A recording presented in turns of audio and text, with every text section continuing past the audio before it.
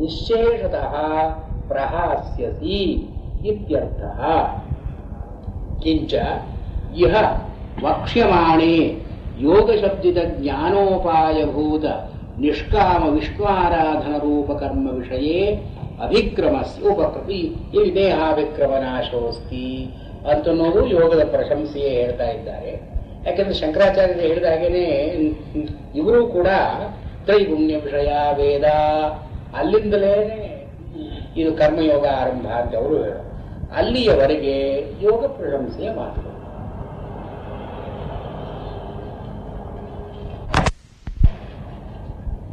ಸಮಬುದ್ಧಿ ವಿಶೇಷತೆ ಅನ್ನೊಂದು ಮಾತು ಬರುತ್ತೆ. ಅಂದ್ರೆ ಸಮಬುದ್ಧಿ ದ್ವಂದ್ವಾತೀತನಾಗಿರತಕ್ಕಂಥ ಬುದ್ಧಿ, ನಿರ್ದ್ವಂದ್ವ, ದ್ವಂದ್ವಾತೀತ ಅಂತೆಲ್ಲ ಮಾತುಗಳು ಮುಂದೆ ಬರುತ್ತಲ್ಲ, ಇದಕ್ಕೆ ಅವತರಣಿಕೆಯಾಗಿ ಈ ಡ್ಯುಯಾಲಿಟೀಸ್ ಅಂದ್ರೆ ದ್ವಂದ್ವ, ಸುಖ ದುಃಖ, ಲಾಭ ಹಾನಿ, ಜಯ ಅಪಜಯ, ಹೀಗೆ ಸುಖ ದುಃಖೇ ಸಮಯಕೃತ್ವ ಅಂಥೇಳಿ ಈ ವಿಷಯದಲ್ಲಿ ಬರೀ ಸಾಂಖ್ಯ ಅಂದರೆ ಜ್ಞಾನದಿಂದ ಪ್ರಯೋಜನ ಇಲ್ಲ. ಜ್ಞಾನ ದೃಢವಾಗಬೇಕಾದ್ರೆ, ಸ್ಥಿರವಾಗಬೇಕಾದ್ರೆ ಸಾಧನೆ ಅಂತ ಒಂದು ಬೇಕು. ಇಲ್ಲಿಯವರೆಗೆ ಹೇಳಿದ್ದೆಲ್ಲ ಜ್ಞಾನ ಭಾಗ ಆಯಿತು. ಏಷಾತೆ ವಿಹಿತ ಸಾಂಖ್ಯೇ ಬುದ್ಧಿರ್ಯೋಗೇ ತ್ವಿಮಾಂ ಶೃಣು. ಇಲ್ಲಿ ಬುದ್ಧಿ ಅಂತನ್ನೋದು ದೇಹದಿ ದೀಪ ನ್ಯಾಯ ಅಂತ. ಹೊಸ್ತ್ರ ಮೇಲೆ ದೀಪ ಇಟ್ಟರೆ ಆ ಕಡೆಗೂ ಬರುತ್ತೆ, ಈ ಕಡೆಗೂ ಬರುತ್ತೆ. ಹಾಗೆ ಈ ಬುದ್ಧಿ ಅಂತನ್ನೋ ಮಾತು ಸಾಂಖ್ಯೇ ಬುದ್ಧಿ, ಯೋಗೇ ಬುದ್ಧಿ ಅಂತ ಎರಡಕ್ಕೂ ಅನ್ವಯ ಮಾಡಿ ತಗೊಳ್ಬೇಕು ನಾವು. ಏಷ ಇಲ್ಲಿಯವರೆಗೆ ಹೇಳಿದ್ದು ಸಾಂಖ್ಯೇ ಬುದ್ಧಿ. ಸಾಂಖ್ಯ ಯೋಗ ಅಂತನ್ನೋ ಮಾತುಗಳಿಗೆ ಅದಕ್ಕೆ ಸ್ವಲ್ಪ ಜಿಜ್ಞಾಸೆ ಇದೆ. ಏನು ದರ್ಶನವನ್ನು ಹೇಳುತ್ತೋ, ಅಥವಾ ವೇದಾಂತಕ್ಕೂ ಸಾಂಖ್ಯ ಅಂತ ಒಂದು ಮಾತಿದೆ, ಅದನ್ನೇ ಹೇಳುತ್ತೋ, ಈ ರಫ್ಲಿ ಎಲ್ಲಕ್ಕೂ ಸರಿಯಾಗುವ ಹಾಗೆ ಸಾಂಖ್ಯ ಅಂತನ್ನೋ ಮಾತು ಜ್ಞಾನವಾಚಿ, ಯೋಗ ಅಂತನ್ನೋ ಮಾತು ಉಪಾಯವಾಚಿ ಅಂತ ತಗೊಂಡಿದ್ದಾರೆ. ಸಾಂಖ್ಯ ಅನ್ನೋ ಮಾತನ್ನ ಸಮ್ಯಕ್ ಖ್ಯಾಪಯತೀತಿ, ಚೆನ್ನಾಗಿ ಯಾವುದು ತಿಳಿಸ್ಕೊಡುತ್ತೋ ಅದು ಸಾಂಖ್ಯ. ಸಂಖ್ಯಾ ಅಂದ್ರೆ ಜ್ಞಾನ, ಸಾಂಖ್ಯ ಅಂದ್ರೆ ಜ್ಞಾನ ಸಂಬಂಧಿ, ಜ್ಞಾನಕ್ಕೆ ಸಂಬಂಧಪಟ್ಟಿದ್ದು. ಅಂದ್ರೆ ವಿವೇಕ ಅಂತನ್ನೋ ಅರ್ಥದಲ್ಲಿ. ಅಲ್ಲೂ ಸಾಂಖ್ಯ ಅಂತನೋ ದರ್ಶನದಲ್ಲಿ ಕೂಡ ಪ್ರಕೃತಿ ಪುರುಷರ ವಿವೇಕವೇ ಮುಖ್ಯವಾಗಿ ಇರತಕ್ಕಂಥದ್ದು. ಪ್ರಕೃತಿ ಪುರುಷ ಇವರಿಬ್ಬರ ನಡುವೆ ಇರತಕ್ಕಂಥ ತಿಳುವಳಿಕೆ, ಇದನ್ನ ಅಲ್ಲಿ ಸಾಂಖ್ಯ ಅಂತ ಕರೆದಿದ್ದಾರೆ. ಸಂಖ್ಯ ಅಂದ್ರೆ ವಿವೇಕ ಅಂತ ಅರ್ಥದಲ್ಲಿ. ಇನ್ನು ಯೋಗ ಅಂತನ್ನೋ ಮಾತಿಗೆ ಯುಜ್ ಅಂದ್ರೆ ಯಾವುದರಲ್ಲಿ ನಾವು ತೊಡಗುತ್ತೀವೋ ಅದು, ಅಂದ್ರೆ ಯಾವುದಾದ್ರೂ ಕೆಲಸಕ್ಕಾಗಿ ಉಪಾಯ, ಸಾಧನಾಪರವಾದ ಮಾತು. ಹೀಗೆ ಸಾಂಖ್ಯೆ ಯೋಗೇ ಬುದ್ಧಿ ಅಂತನ್ನೋದನ್ನ the knowledge about the theory and the knowledge about the practice ಅಂತ ಹೀಗೆ ತಗೊಳ್ಬೇಕು ನಾವು. ಯಾಕೆಂದ್ರೆ ಬರೀ ಜ್ಞಾನದಿಂದ ಸಾಧನೆ ಇಲ್ಲದೇ ಇದ್ರೆ ಸ್ಥಿರವಾಗತಕ್ಕಂಥ ಸಂದರ್ಭ ಇಲ್ಲ. ಆದ್ದರಿಂದ ಏನು ಹೇಳ್ತಾರೆ ಇಲ್ಲಿ, ದೇಹಾದ್ ವಿವಿಕ್ತಾತ್ಮತ್ವ ಯಾಥಾತ್ಮ್ಯ ಜ್ಞಾನಂ ಉಪದಿಶ್ಯ ನಹಿ ಸಾಧನ ಮೃತೆ ತತ್ವಜ್ಞಾನಂ ಸ್ಥಿರೀಭವತಿ ಇತಿ ಸಾಧನಾನುಷ್ಠಾನ ದಾರ್ಢ್ಯಾಯ ಉಕ್ತಂ ಅನುವದತಿ ಅಂತ ಹೇಳಿದ್ದಾರೆ. ಈ ಸಾಧನೆಯಲ್ಲಿ ನಮಗೆ ಬಲವಾಗಿ ಬೇರೂರುವುದಕ್ಕಾಗಿ ಯೋಗವನ್ನು ಕುರಿತು ಹೇಳ್ತೀನಿ ಕೇಳು ಅಂತ ಹೇಳಿ, ಬುದ್ಧಿರ್ಯೋಗೇ ತ್ವಿಮಾಂಸು ಬುದ್ಧಿಯಾಯುಕ್ತೋ ಯಯಾ ಪಾರ್ಥ ಕರ್ಮಬಂಧಂ ಪ್ರಹಾಸ್ಯಸಿ. ಇಲ್ಲಿ ಈ ಕರ್ಮಯೋಗ ಅಂತ ಅನ್ನೋದು ಮುಂದೆ ಬರುತ್ತೆ. ಬನ್ನಿ,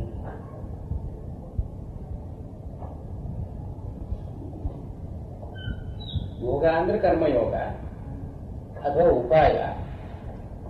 ಈ ಕರ್ಮಯೋಗಕ್ಕೆ ಹೇಳೋದಕ್ಕೆ ಮೊದಲು ಅದರ ಪ್ರಶಂಸೆಯನ್ನೇ ಹೇಳ್ತಾ ಇದ್ದಾರೆ. ಅಂದ್ರೆ ಏನು, ಇದರಿಂದ ಏನಾಗುತ್ತೆ, ಏನು ಪ್ರಯೋಜನ, ಯೋಗ ಪ್ರಶಂಸಾ. ಈ ಕೆಲವು ಶ್ಲೋಕಗಳು ನೇಹ ವಿಕ್ರಮನಾಶೋಸ್ತಿ ಅನ್ನೋ ಮಾತಿನಿಂದ ಈ ಯಾವ ಅನರ್ಥ ಉದಪಾನೆ ಸರ್ವದ ಸಂಪ್ಲುತೋದಕ್ಕೆ ಅನ್ನೋವರೆಗೆ ಅದು ಪ್ರಶಂಸಾ ಮಾತುಗಳು. ಆಮೇಲೆ ಕರ್ಮಣ್ಯೇವಾಧಿಕಾರಸ್ಥೆ ಮಾಫಲಿ, ಅಲ್ಲಿಂದ ಯೋಗ ಶುರುವಾಯಿತು. ನೀವು ಹೇಳೋ ಯೋಗಿ ಬುದ್ಧಿ ಅನ್ನೋದು ಶುರುವಾಯಿತು. ಇಲ್ಲಿ ಇದು 40ನೇದು. ನೇಹಾಭಿಕ್ರಮನಾಶೋಸ್ತಿ ಪ್ರತ್ಯವಾಯೋ ನ ವಿದ್ಯತೆ ಸ್ವಲ್ಪಮಪ್ಯಸ್ಯ ಧರ್ಮಸ್ಯ ತ್ರಾಯತೆ ಮಹತೋ ಭಯಾತ್. ನ ಇಹ, ಇಲ್ಲಿ ಪದಚ್ಛೇದ ಮಾಡೋದು. ನ ಇಹ ಅಭಿಕ್ರಮ ನಾಶಃ ಅಸ್ತಿ ಪ್ರತ್ಯವಾಯಃ ನ ವಿದ್ಯತೆ ಸ್ವಲ್ಪಂ ಅಪಿ ಅಸ್ಯ ಧರ್ಮಸ್ಯ ಮಹತೋ ಭಯಾತ್ ತ್ರಾಯತೆ. ಕರ್ತಾರಂ, ಕೆಲಸ ಮಾಡುವ.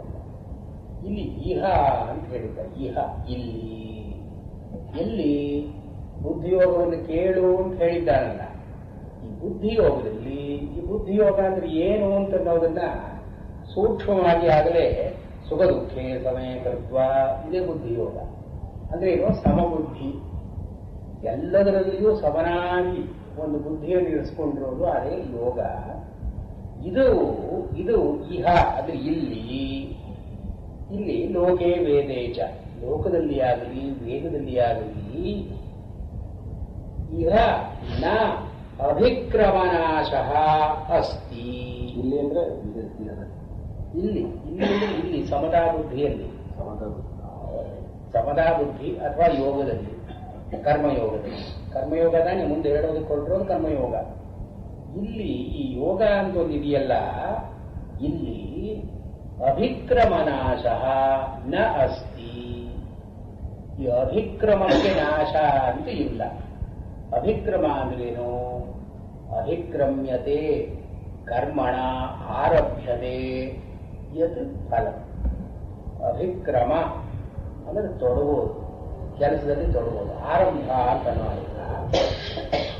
ಅಭಿಕ್ರಮ ಅಭಿಕ್ರಮ್ಯತೆ ವ್ಯಾಪ್ಯತೆ ಇತಿ.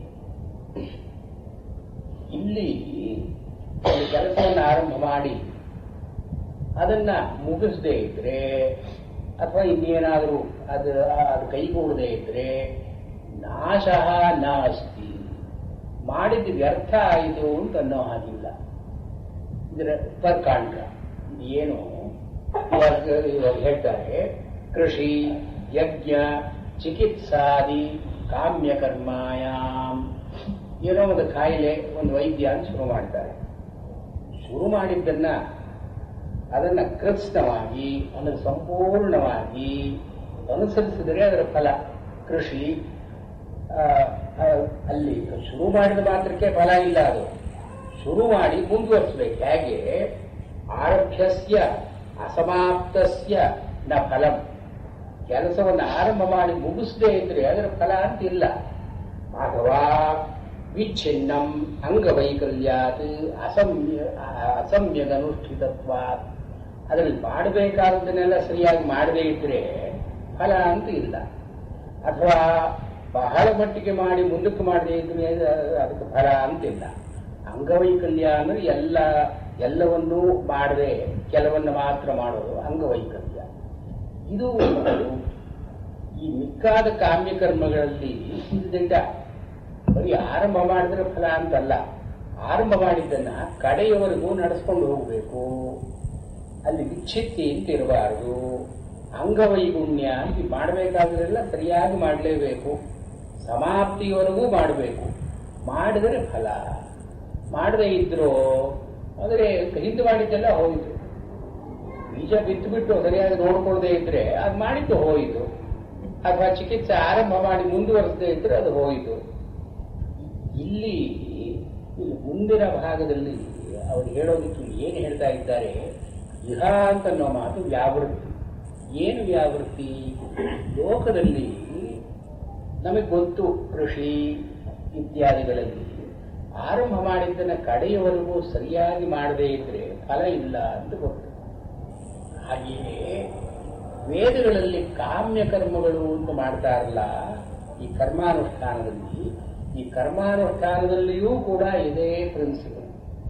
ಏನು ಹೇಳ್ತಾರೆ, ವಿಧಿ ಏನಿದೆಯೋ ವಿಧಿಗನುಗುಣವಾಗಿ ಎಲ್ಲಾ ಸಂಭಾರಗಳನ್ನು ನಾವು ಪಡೆಕೊಂಡು ಆ ಕ್ರಮಕ್ರಮವಾಗಿ ಹಂತ ಹಂತವಾಗಿ ಮಾಡಬೇಕು. ಅಂಗವೈಗುಣ್ಯ ಅಂತ ಆಯಿತು. ಎಲ್ಲ 9 ದಿವಸವೂ ಯಜ್ಞ ಮಾಡಿದ್ರು, ಪೂರ್ಣಾವಧಿ ಮಾಡಲಿಲ್ಲ. 9 ದಿವಸ ಮಾಡಿದ್ದು ನಿಷ್ಫಲ. ಅಥವಾ ಏನೋ ಒಂದು ಮಾಡಿದ್ರು, ಮಧ್ಯ ಒಂದು ಅಪಚಾರ ಆಯಿತು, ಅಲ್ಲಿವರೆಗೆ ಮಾಡಿದ್ದೆಲ್ಲ ನಿಷ್ಫಲ. ಇವಾಗ ಅಷ್ಟೇ ಯಾಕೆ, ಒಂದು ಅಷ್ಟೋತ್ತರ ಮಾಡುವಾಗ ಕಡೆಯವರೆಗೂ ಬಂದ್ರಿ, 100 ಆಯ್ತು, 106 ಆಯ್ತು. 106 ಆದ್ಮೇಲೆ ಒಂದು ಸೀಲ್ ಬಂತು, ತಿರುಗಿ ಮೊದಲಿಂದ ಮಾಡಬೇಕು. ಆ 106 ಜಪ ಮಾಡಿದ್ದು ಹೋಯಿತು.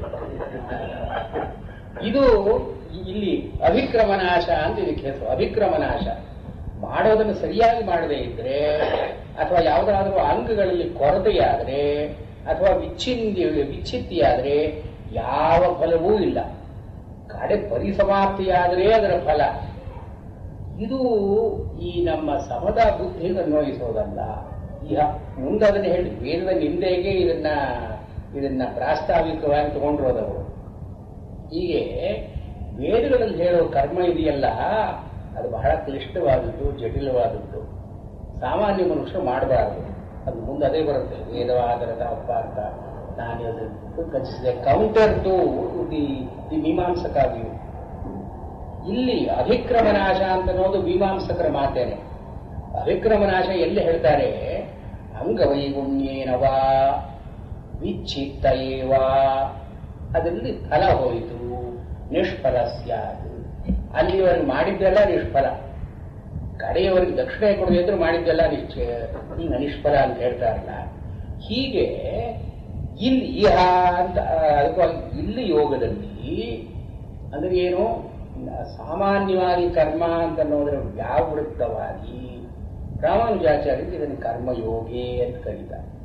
ಕರ್ಮದಲ್ಲಿ ಈ ಅಂಗವೈಕಲ್ಯವಾದರೆ ಆರಬ್ಧವಾದದ್ದು ನಿಷ್ಫಲವಾಯಿತು. ಕರ್ಮಯೋಗದಲ್ಲಿ ಹಾಗಲ್ಲ. ಕರ್ಮಯೋಗ ಇಸ್ ಡಿಫರೆಂಟ್ ಫ್ರಮ್ ಕರ್ಮ. ಅದನ್ನು ತೋರಿಸೋದಕ್ಕಾಗಿ ಇಹ ನ ಅಭಿಕ್ರಮನಾಶ ಅಸ್ತಿ. ಮತ್ತು ಒಂದು ವೇಳೆ ನೀವು ಶುರು ಮಾಡಿ ಅದನ್ನು ಪೂರ್ತಿ ಮಾಡೋದಕ್ಕಾಗಲಿಲ್ಲ, ಅರ್ಧದಲ್ಲೇ ಬಿಟ್ರಿ, ಇಲ್ಲಿ ಪ್ರತ್ಯವಾಯೋ ನ ವಿದ್ಯತೆ. ಪ್ರತ್ಯವಾಯ ಅಂತನ್ನೋ ಮಾತು ಪ್ರತಿ ಅವ ಐ ಅಂತನ್ನೋ ಐ ಅಂತನೋ ಧಾತು. ಇಣಗದವು ಹೋಗತಕ್ಕದ್ದು. ಹೋಗೋನಿಗೆ ಅವನು ಮುಂದಕ್ಕೆ ಹೋಗೋ ಹಾಗಾದರೆ, ಕೆಳಗಿಳಿಯೋ ಹಾಗಾದರೆ ಪ್ರತ್ಯವಾಯ. ನಿತ್ಯ ಕರ್ಮಗಳನ್ನು ಮಾಡದೇ ಇದ್ರೆ ಪ್ರತ್ಯವಾಯ ಅಂತ ಹೇಳ್ತಾರೆ. ಸಂಧ್ಯಾವಂದನೆಯನ್ನು ಮಾಡದೇ ಇದ್ರೆ, ದೇವತಾರ್ಚನೆಯನ್ನು ಮಾಡದೇ ಇದ್ರೆ ಪ್ರತ್ಯವಾಯ. ಈ ಪ್ರತ್ಯವಾಯ ಅಂದ್ರೆ ಏನು ಅಂದ್ರೆ, ಒಂದು ಹೆಜ್ಜೆ ಮುಂದಿಟ್ಟು 2 ಹೆಜ್ಜೆ ಹಿಂದಕ್ಕೆ ಹೋಗೋದು ಪ್ರತ್ಯವಾಯ. You are not progressing. ಒಂದು ದಿವಸ ಮಾಡಲಿಲ್ಲ, ಹಿಂದಕ್ಕೆ ಹೋದ್ರಿ ನೀವು, ಅದು ಸ್ಲಿಪಿಂಗ್ ಬ್ಯಾಕ್. ಪ್ರತ್ಯವಾಯ ಅಂತ ಮಾತಿಗೆ ಅದರ್ಥ. ಪಾಪ ಅಂದ್ರೆ ಕೆಟ್ಟ ಕೆಲಸ ಮಾಡಿ ಬಂದು ಪಾಪ ಅಲ್ಲ ಇದು. ಉಳಿದ ಪ್ರತ್ಯವಾಯ ಅಂದ್ರೆ ಪಾಪ ಅಂತ ಹೇಳೋದು ಇದೆ. ಈ ಪಾಪ ಅಂತನ್ನೋದು ಪ್ರತಿಬಂಧಕ ಅಂತನ್ನೋ ಅರ್ಥದಲ್ಲಿ ಅಷ್ಟೇ. ಮುಂದಕ್ಕೆ ಹೋಗೋದಕ್ಕೆ ಬಿಡೋಲ್ಲ ನೀವು. ಯಾಕೆಂದ್ರೆ ಈ ನಿತ್ಯಕರ್ಮವನ್ನು ಮಾಡಲಿ, ಸಂಧ್ಯಾವಂದನೆಯನ್ನು ಮಾಡಲಿಲ್ಲ, ಮಾಡದೇ ಇದ್ದಿದ್ದರಿಂದ ಪಾಪ ಅಂತ ಒಂದು ಹೊಸದಾಗಿ ಬರುತ್ತೆ ಅಂತ ಒಂದು ತರ್ಕಕ್ಕೆ ನಿಲ್ಲುವಂತಹದಲ್ಲ. ಮಾಡಿದ್ರಿಂದ ಒಂದು ಏನೋ ಒಳ್ಳೇದಾಗ್ಬೋದು, ಕೆಟ್ಟದ್ದಾಗ್ಬೋದು. ಮಾಡದೇ ಇದ್ದಿದ್ದರಿಂದ ಕೆಟ್ಟದ್ದಾಗುತ್ತೆ ಅಂತ ಹೇಗಾಗುತ್ತೆ ಅಂದ್ರೆ, something can't come out of nothing. ಏನ್ ಅರ್ಥ ಏನು, ಮುಂದಕ್ಕೆ ಹೋಗೋದಕ್ಕಾಗದೆ ಹಿಂದಕ್ಕೆ ಕೇಳ್ಕೊಂಡು ಹೋಗಬೇಕಂತಹ ಪರಿಸ್ಥಿತಿ ಬರುತ್ತೆ. ಪ್ರತ್ಯವಾಯ. ಈ ಪ್ರತ್ಯವಾಯ ಅಂತನೋದು, ಅಭಿಕ್ರಮನಾಶ ಅಂತನೋದು ಎರಡೂ ಕೂಡ ಮೀಮಾಂಸಕರ ಮಾತುಗಳು. ನಿತ್ಯ ಕರ್ಮಗಳನ್ನು ಮಾಡದೇ ಇದ್ರೆ ಪ್ರತ್ಯವಾಯ. ಹೊಸದಾಗಿ ಒಂದು ಪಾಪ ಸಂಘಟನೆ ಮಾಡದೇ ಇದ್ರು ಕೂಡ ಒಂದು ಹೆಜ್ಜೆ ಹಿಂದಕ್ಕೆ ಹೋದಾಗೆ ಅಥವಾ ಕೆಳಗಿಳಿದಾಗೆ. ಪ್ರತಿ ಅವು ಅಯ್ಯು. ಅಯ್ಯು ಅಂತನೋ ಮಾತು ಇಡಗಟವು ಅಂತ. ಪ್ರತಿ ಅಂದ್ರೆ ಹಿಂದಕ್ಕೆ, ಅವು ಅಂದ್ರೆ ಕೆಳಗೆ. ಪ್ರತ್ಯವಾಯ ಅಂದ್ರೆ ಹಿಂದಕ್ಕೆ ಹೋಗೋದು, ಕೆಳಗಿಳಿಯೋದು. ಡಿಸೆಂಟ್ ಅಂಡ್ ಸ್ಲಿಪಿಂಗ್ ಬ್ಯಾಕ್ ಎರಡೂ ಪ್ರತ್ಯವಾಯ. ಇದು ಎಲ್ಲಿ ಹೇಳ್ತಾರೆ? ನಾವು ನಿತ್ಯ ಕರ್ಮವನ್ನು ಮಾಡಲಿಲ್ಲ ಒಂದು ದಿವಸ, ಮಾರನೇ ದಿವಸ ದ್ವಿಗುಣಿತವಾಗಿ ಮಾಡದೇ ಇದ್ರೆ ಪ್ರತ್ಯವಾಯ. ಅದು ಮುಂದಕ್ಕೆ ಹೋಗುವ ಹಾಗಿಲ್ಲ, ಹಿಂದಕ್ಕೆ ಹೋದ ಹಾಗೆ. ಇವತ್ತು ಒಂದು ಸಂಧ್ಯಾವಂದನೆ ಮಾಡಲಿಲ್ಲ, ಗಾಯತ್ರಿ ಮಾಡಲಿಲ್ಲ, ನಾಳೆ ದಿವಸ ಮಾಡುವಾಗ ಇದರ ದ್ವಿಗುಣವಾಗಿ ಮಾಡಬೇಕು.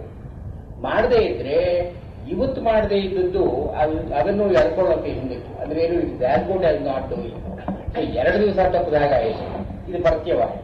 ಇದು ಮೀಮಾಂಸಕರಲ್ಲಿ ಕರ್ಮವನ್ನು ಮಾಡುವಾಗ ನಾವು ಇವಾಗ ಕೆಲವು ನಿತ್ಯ ಕರ್ಮಗಳು ಅಂತಿರುತ್ತೆ, ನೈಮಿತ್ತಿಕ ಕರ್ಮಗಳು ಅಂತಿರುತ್ತೆ, ಕಾಮ್ಯ ಕರ್ಮಗಳು ಅಂತಿರುತ್ತೆ. ಇದನ್ನು ನಾವು ಮಾಡುವಾಗ ಈ ಕ್ರಮವನ್ನು ಅನುಸರಿಸಿ ಮಾಡದೇ ಇದ್ರೆ, ಈಗ ಕೆಲವು ಈ ಮೀಮಾಂಸಕರಲ್ಲಿ ತುಂಬಾ ಈಗೆಲ್ಲ ಇದು ಮಾಡ್ತಾರೆ. ಈಗ ಉಪಕ್ರಮ ಅಂತ ಒಂದಿದೆ, ಒಂದು ಯಾಗ ಮಾಡಬೇಕು, ಯಾಗದಲ್ಲಿ ಉಪಕ್ರಮ ಅಂತ ಒಂದಿದೆ. ಉಪಕ್ರಮ ಅಂದ್ರೆ ಶುರು ಮಾಡಬೇಕು. ಶುರು ಮಾಡುವಾಗ ದೀಕ್ಷಾ ಅಂತಿದೆ, ಒಂದು ದೀಕ್ಷೆಯನ್ನ ತಗೊಳ್ಬೇಕು. ಆಮೇಲೆ ಶೋಧನ ಅಂತಿದೆ, ಅಂಗಾಂಗಗಳನ್ನ ಮೈಯನ್ನ ಚೆನ್ನಾಗಿ ತೊಳ್ಕೊಂಡು ಮಾಡಬೇಕು. ಆಮೇಲೆ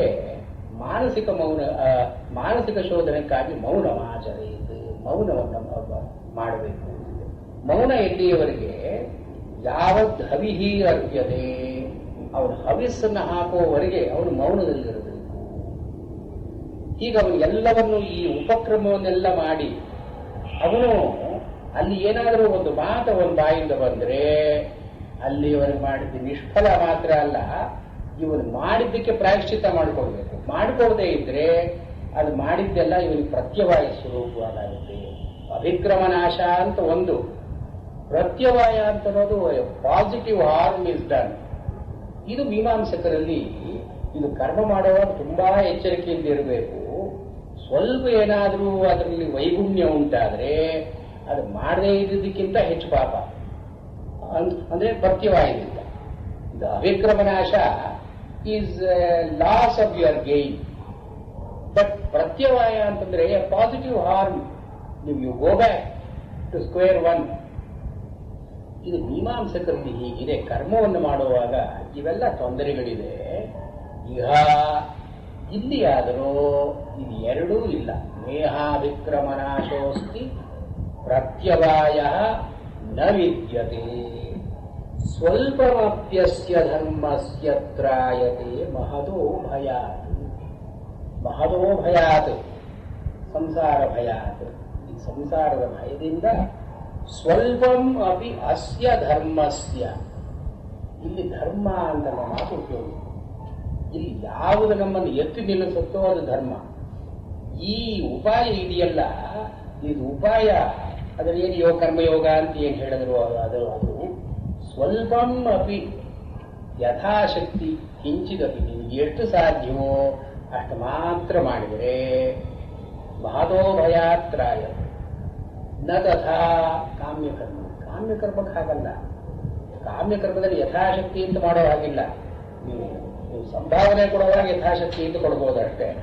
ಮಾಡೋ ಕೆಲಸಗಳನ್ನೆಲ್ಲ ಪೂರ್ತಿ ಮಾಡ್ಲಿಕ್ಕೆ ವಿಧಿ ಹೇಗಿದೆಯೋ ಹಾಗೆ ಮಾಡಬೇಕು. ಯಥಾಶಕ್ತಿ ಅಂತ ಅಲ್ಲಿ ನಾವು ಕರ್ಮವನ್ನು ಮೊಟಕು ಮಾಡೋ ಹಾಗಿಲ್ಲ.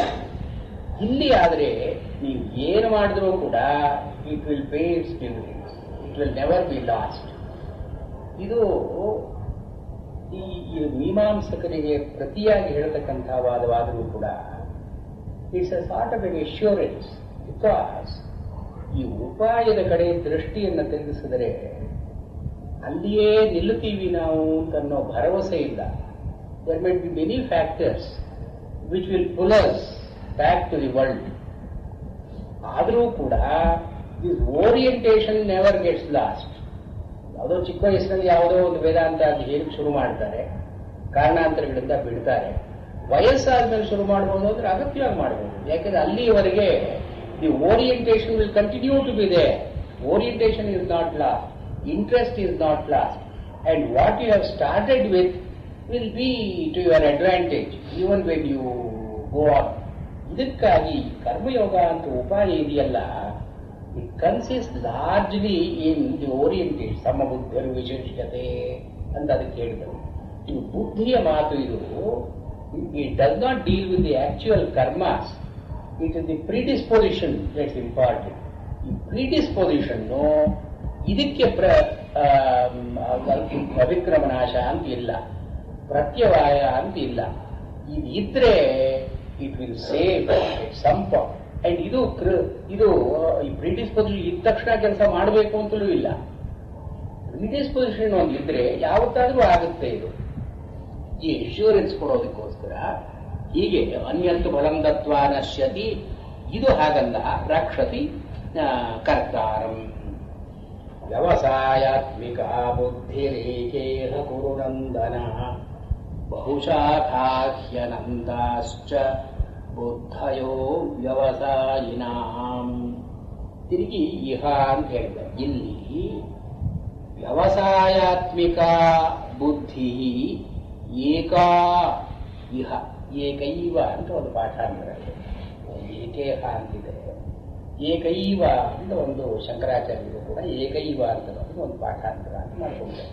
ಏಕೈವ ಅದು ಒಂದೇ. ವ್ಯವಸಾಯಾತ್ಮಿಕ ಅನ್ನೋ ಮಾತಿಗೆ ಪ್ರಮಾಣ ನಿರ್ಣೀತಾರ್ಥ ನಿಶ್ಚಯಾತ್ಮಿಕ. ವ್ಯವಸಾಯ ಅಂದ್ರೆ ಬುದ್ಧಿ ನಿಶ್ಚಯವಾಗಿ ಒಂದು ಕಡೆ ತೊಡಗುವುದು ವ್ಯವಸಾಯಾತ್ಮಿಕ ಬುದ್ಧಿ ಅಂತ ಕರೀತಾರೆ. ವ್ಯವಸಾಯ ಅಂತನ್ನೋದು ಎಲ್ಲಿ ನೆಲೆ ನಿಲ್ಲುತ್ತೋ ಅವಸೀಯತೆ ಇತಿ ಅವಸಾಯ.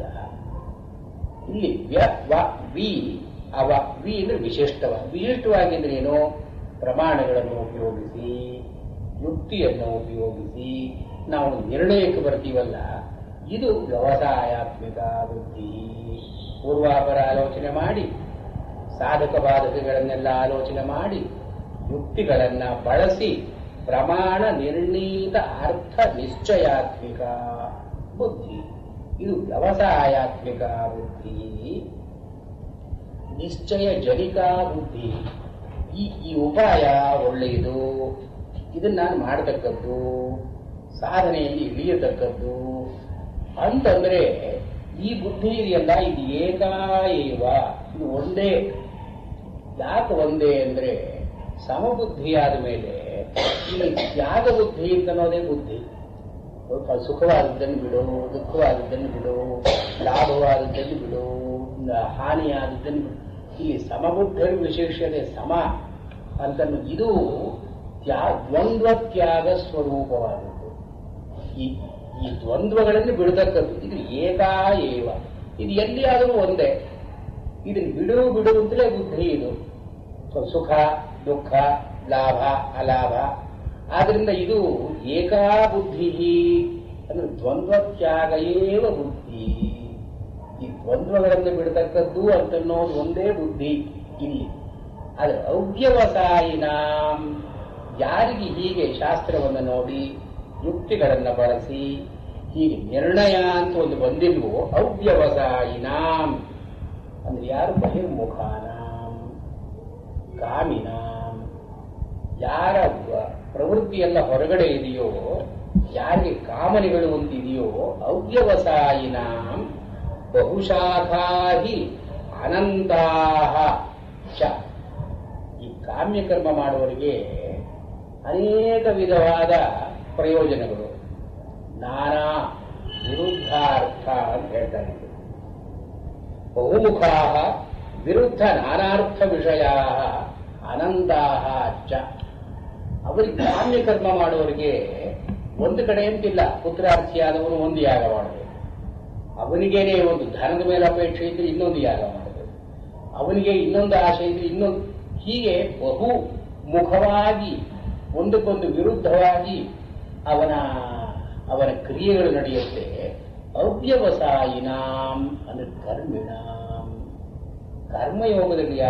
ಕರ್ಮದಲ್ಲಿ ಯಾರು ತೊಡಗುತ್ತಾರೋ ಅವರಿಗೆ ಬಹುಶಾಖಾಹಿ ಕಾಮಭೇದ, ಅನೇಕ ವಿಧವಾದ ಕಾಮಗಳಿರೋದರಿಂದ ಇದು ಒಂದು ಬುದ್ಧಿ ಅಲ್ಲ, ಕವಲಾಗಿ ಒಡ್ಕೊಳ್ಳುತ್ತೆ, ಒಂದಕ್ಕೊಂದು ವಿರುದ್ಧವಾಗುತ್ತೆ, ಒಂದಕ್ಕೊಂದು ಹೆಣಕೊಳ್ಳುತ್ತೆ. ಹೀಗೆ ಬಹುಶಾಖಾಹಿ ಅನಂತಾಹ ಚ. ಇದಕ್ಕೆ ಮಿತಿ ಅಂತ ಅನ್ನೋದಿಲ್ಲ, ಕಡೆ ಅಂತ ಅನ್ನೋದಿಲ್ಲ. ಒಂದಿದ್ರೆ ಇನ್ನೊಂದು, ಒಂದಿದ್ರೆ ಇನ್ನೊಂದು, ಆದಿದ್ರೆ ಇನ್ನೊಂದು. ಹೀಗೆ ಬಹುಶಾಖಾಹಿ ಅನಂತಾಹ ಚ ಅವ್ಯವಸಾಯಿನ. ಇಲ್ಲಿ ವ್ಯವಸಾಯ ಅವ್ಯವಸಾಯ ಅಂತ ಅನ್ನೋದನ್ನ ಕರ್ಮ ಜ್ಞಾನ ಎರಡರ್ಥದಲ್ಲಿ ಉಪಯೋಗಿಸಿದ್ದಾರೆ. ಕರ್ಮದಲ್ಲಿ ತೊಡಗಿರೋರಿಗೆ ಬಹುಶಾಖಾಹಿ ಅನಂತಾಹ ಚ ಬುದ್ಧಯ, ಒಂದೊಂದರಲ್ಲಿ ಒಂದೊಂದು ಬುದ್ಧಿ. ಅದು ಇದರಲ್ಲಿ ತ್ಯಾಗ ಅಂತ ಅನ್ನೋದ್ರಲ್ಲಿ, ಕರ್ಮತ್ಯಾಗ ಅಂತ ಅನ್ನೋದ್ರಲ್ಲಿ, ದ್ವಂದ್ವ ತ್ಯಾಗ ಅಂತ ಅನ್ನೋದ್ರಲ್ಲಿ ಏಕಾಏವ ಬುದ್ಧಿ ಇದನ್ನ ಎಕ್ಸ್ಪ್ಲೈನ್ ಮಾಡೋದಕ್ಕಾಗಿ, ಇದಕ್ಕೆ ಒಂದು ಸಮರ್ಥನೆಯನ್ನು ಕೊಡೋದಕ್ಕಾಗಿ ಯಾಮಿಮ ಮೂರು ಶ್ಲೋಕಗಳಲ್ಲಿ ಈ ಕಾಮ್ಯಕರ್ಮಿನಿಂದ ಕಾಮ್ಯಕರ್ಮಗಳನ್ನು ನಿಂದನೆ ಮಾಡ್ತಾ ಇದ್ದಾರೆ. ಹೀಗೆ ಅವ್ಯವಸಾಯಿನ ಬುದ್ಧಯ ಅನಂತ. ಯಾಕಿವರು ಬಹುಶಾಖಾ ಹಿ ಅನಂತಾಶ್ಚ ಅವ್ಯವಸಾಯ ಎಲ್ಲಿರುತ್ತೆ ಇವರಿಗೆ ಅಂತಂದ್ರೆ, ಅವರು ಯಾರು? ಯಾಮಿಮಾಂ ಪುಷ್ಪಿತಾಂ ವಾಚಂ ಪ್ರವದಂತ್ಯಪಿ ಪಶ್ಚಿತಃ ವೇದವಾದರದ ಪಾರ್ಥ ನಾನ್ಯದಸ್ತೀತಿ ವಾದಿನಃ ಕಾಮಾತ್ಮಾನ ಸ್ವರ್ಗಪರಾಃ ಜನ್ಮ ಕರ್ಮ ಫಲಪ್ರದಾಂ ಕ್ರಿಯಾ ವಿಶೇಷ ಬಹುಲಾಂ ಭೋಗೈಶ್ವರ್ಯ ಗತಿಂ ಪ್ರತಿ ಭೋಗೈಶ್ವರ್ಯ ಪ್ರಸಕ್ತಾನಾಂ ತಯಾಪಕೃತ ಚೇತಸಾಂ ವ್ಯವಸಾಯಾತ್ಮಿಕ ಬುದ್ಧಿ ಸಮಾಧೌ ನ ವಿಧೀಯತೆ. ಇದು ಇಷ್ಟೂನು ವೇದಗಳನ್ನ ಯಾರು ಅಪಾರ್ಥ ಮಾಡಿಕೊಂಡಿದ್ದಾರೋ ವೇದಾಭಾಸಕ ಅಂತ ಇಲ್ಲಿ ಸ್ವಲ್ಪ ಇವರು ಶಂಕರಾಚಾರ್ಯರಷ್ಟು ವೇದ ವಿರೋಧ ಇವರಿಗೆ ಇಲ್ಲವಾದ್ದರಿಂದ ಸ್ವಲ್ಪ ತಡೆದಿದ್ದಾರೆ. ಇಲ್ಲಿ ವೇದ ಅಂತ ಅನ್ನೋದರ ತಾತ್ಪರ್ಯ ಗೊತ್ತಿಲ್ಲದೇನೆ ಅದನ್ನು ವೇದಾಭಾಸವಾಗಿ ಯಾರು ತಿಳ್ಕೊಂಡಿದ್ದಾರೋ. ಆದರೆ ಮುಂದಿನ ಶ್ಲೋಕ ತ್ರೈಗುಣ್ಯ ವಿಷಯ ವೇದ ನಿಸ್ತ್ರೈಗುಣ್ಯೋ ಭವಾರ್ಜುನ, ಈ ಒಂದು ಕನ್ಸೆಷನ್ ತೆಗೆದು ಹಾಕಿಬಿಡುತ್ತಾರೆ. ಇಲ್ಲಿ ಇಮಾಂ ಪುಷ್ಪಿತಾಂ ವಾಚಂ ಪ್ರವದಂತಿ ಅವಿಪಶ್ಚಿತ. ವಿಪಶ್ಚಿತ್ ಅಂತನ್ನೋ ಮಾತಿಗೆ ಯಾರು ವಿಶೇಷವಾಗಿ ಒಂದನ್ನು ಇನ್ನೊಂದರಿಂದ ಬೇರ್ಪಡಿಸಿ ತಿಳ್ಕೊಳ್ತಾರೋ ಜ್ಞಾನಿಗಳು, ಅವರಿಗೆ ವಿಪಶ್ಚಿತ್ ಅಂತ. ವಿಪಶ್ಚಿತ್ ಅಂತನ್ನೋ ಮಾತ್ರದಲ್ಲಿ ನೋಡತಕ್ಕದ್ದು, ವಿವೇಕ ಮಾಡತಕ್ಕದ್ದು ಎರಡೂ ಅರ್ಥಗಳು ಇದೆ. ವಿಶೇಷವಾಗಿ ಪಶ್ ಅದನ್ನು ನೋಡ್ತಕ್ಕದ್ದು, ಚಿತ್ ಅಂದರೆ ಅದನ್ನು ವಿವೇಕ ಮಾಡ್ತಕ್ಕದ್ದು. ಎರಡೂ ವಿಪಶ್ಚಿತ್ ಅಂತನ್ನೋ ಮಾತು ಕೇವಲ ಪಾಂಡಿತ್ಯ ಅಲ್ಲ, ಅವನಿಗೆ ಒಂದು ಡಿಸ್ಕ್ರಿಮಿನೇಷನ್ ಇದೆ. And he has a vision of the reality. ಯಾರಿಗಿದೆಯೋ ಅವನು ವಿಪಶ್ಚಿತ. ಅವಿಪಶ್ಚಿತ ಯಾರಿಗೆ ಈ ವಿವೇಕ ಇಲ್ಲವೋ, ಯಾರಿಗೆ ಈ ಒಂದು ವಿಷನ್ ಅಂತ ಇಲ್ಲವೋ ಅವರು ಅವಿಪಶ್ಚಿತ. ಇವರು ವೇದವಾದ ರಥಾಹ. ವೇದವಾದ ರಥಾಹ ಇಲ್ಲಿ ಏನು ಹೇಳ್ತಾರೆ,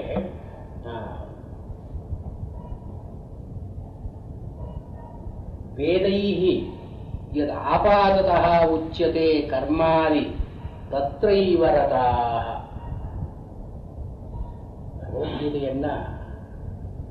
ಭಗವದ್ಗೀತೆ ಯಾವ ದರ್ಶನಕ್ಕೆ ಅನುವಾಗಿರತಕ್ಕಂತಹದ್ದು ಸ್ವಲ್ಪ ಸಂಶಯ. ಇಲ್ಲಿ ವೇದವನ್ನ ಪ್ರತ್ಯಕ್ಷವಾಗಿ ನಿಂದನೆ ಮಾಡಿರೋದು ಇದೆ, ಉಪನಿಷತ್ತಿನಲ್ಲೂ ಇದೆ. ಕಠೋಪನಿಷತ್ತಿನಲ್ಲಿ ಬರುತ್ತೆ, ಮುಂಡಕದಲ್ಲಿ ಬರುತ್ತೆ, ಮತ್ತೆ